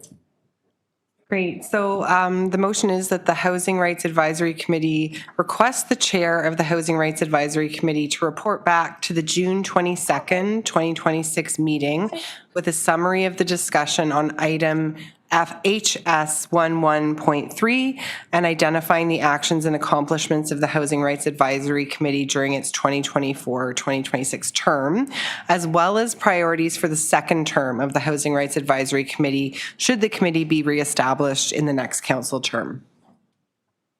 Are there any questions on the motion? Oh. Seeing none, can we then, is Cheryl there? Hi, sorry, I didn't hear my name called. My apologies. But I can maybe reserve my comments for the next item and just roll them into one if I can please have maybe a bit of extended time to speak on that item. So the other item that we are going to be deferring because we have run out of time and we're going to lose quorum shortly. So Cheryl, we are going to defer the item to the next meeting if you want to depute at that time on that item, or you can depute today, but then you wouldn't be able to depute a second time. No worries. Yeah, I would appreciate the opportunity to depute to this item. Okay, terrific. Thank you, Cheryl. So we're going to move forward with, if there's no questions on the motion, can we have a show of hands for all those in favor? And carried. Sorry. This was the motion. She said no. She said she would speak when it's deferred. I thought that's what I heard. Did I hear that wrong? So, no, I meant I speak to this item specifically and the deferred item when it comes up later at the next meeting. okay, so you want to speak now? If I may. Okay, you have 5. We've already done the motion. Okay, go ahead. You have 5 minutes. Hello, everybody. I appreciate the ability to depute. I'm not sure what happened. I missed hearing my name. So my name is Cheryl Case. I'm the founder and executive director of Community and Public, formerly known as City Planning. I'm also a resident of Little Jamaica neighborhood, and I applaud the work of the Human Rights Advisory Committee. I think it's incredibly important that we have this oversight around human rights implementation in the city. And so in terms of for the next term of the committee, I would encourage that there be consideration on including a working group or action body looking specifically at the intersection between city planning, development review, and displacement and housing rights.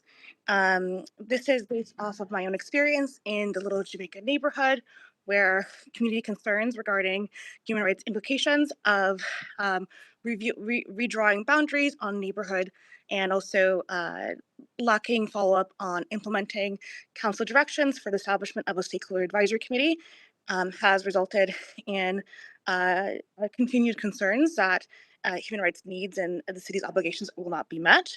Talking to our neighborhoods, this has been consistent where neighborhood and resident leaders, often underpaid or unpaid, are put in positions where they're forced to support coordination between city planning, development review, and the housing secretariat in compliance with the housing charter.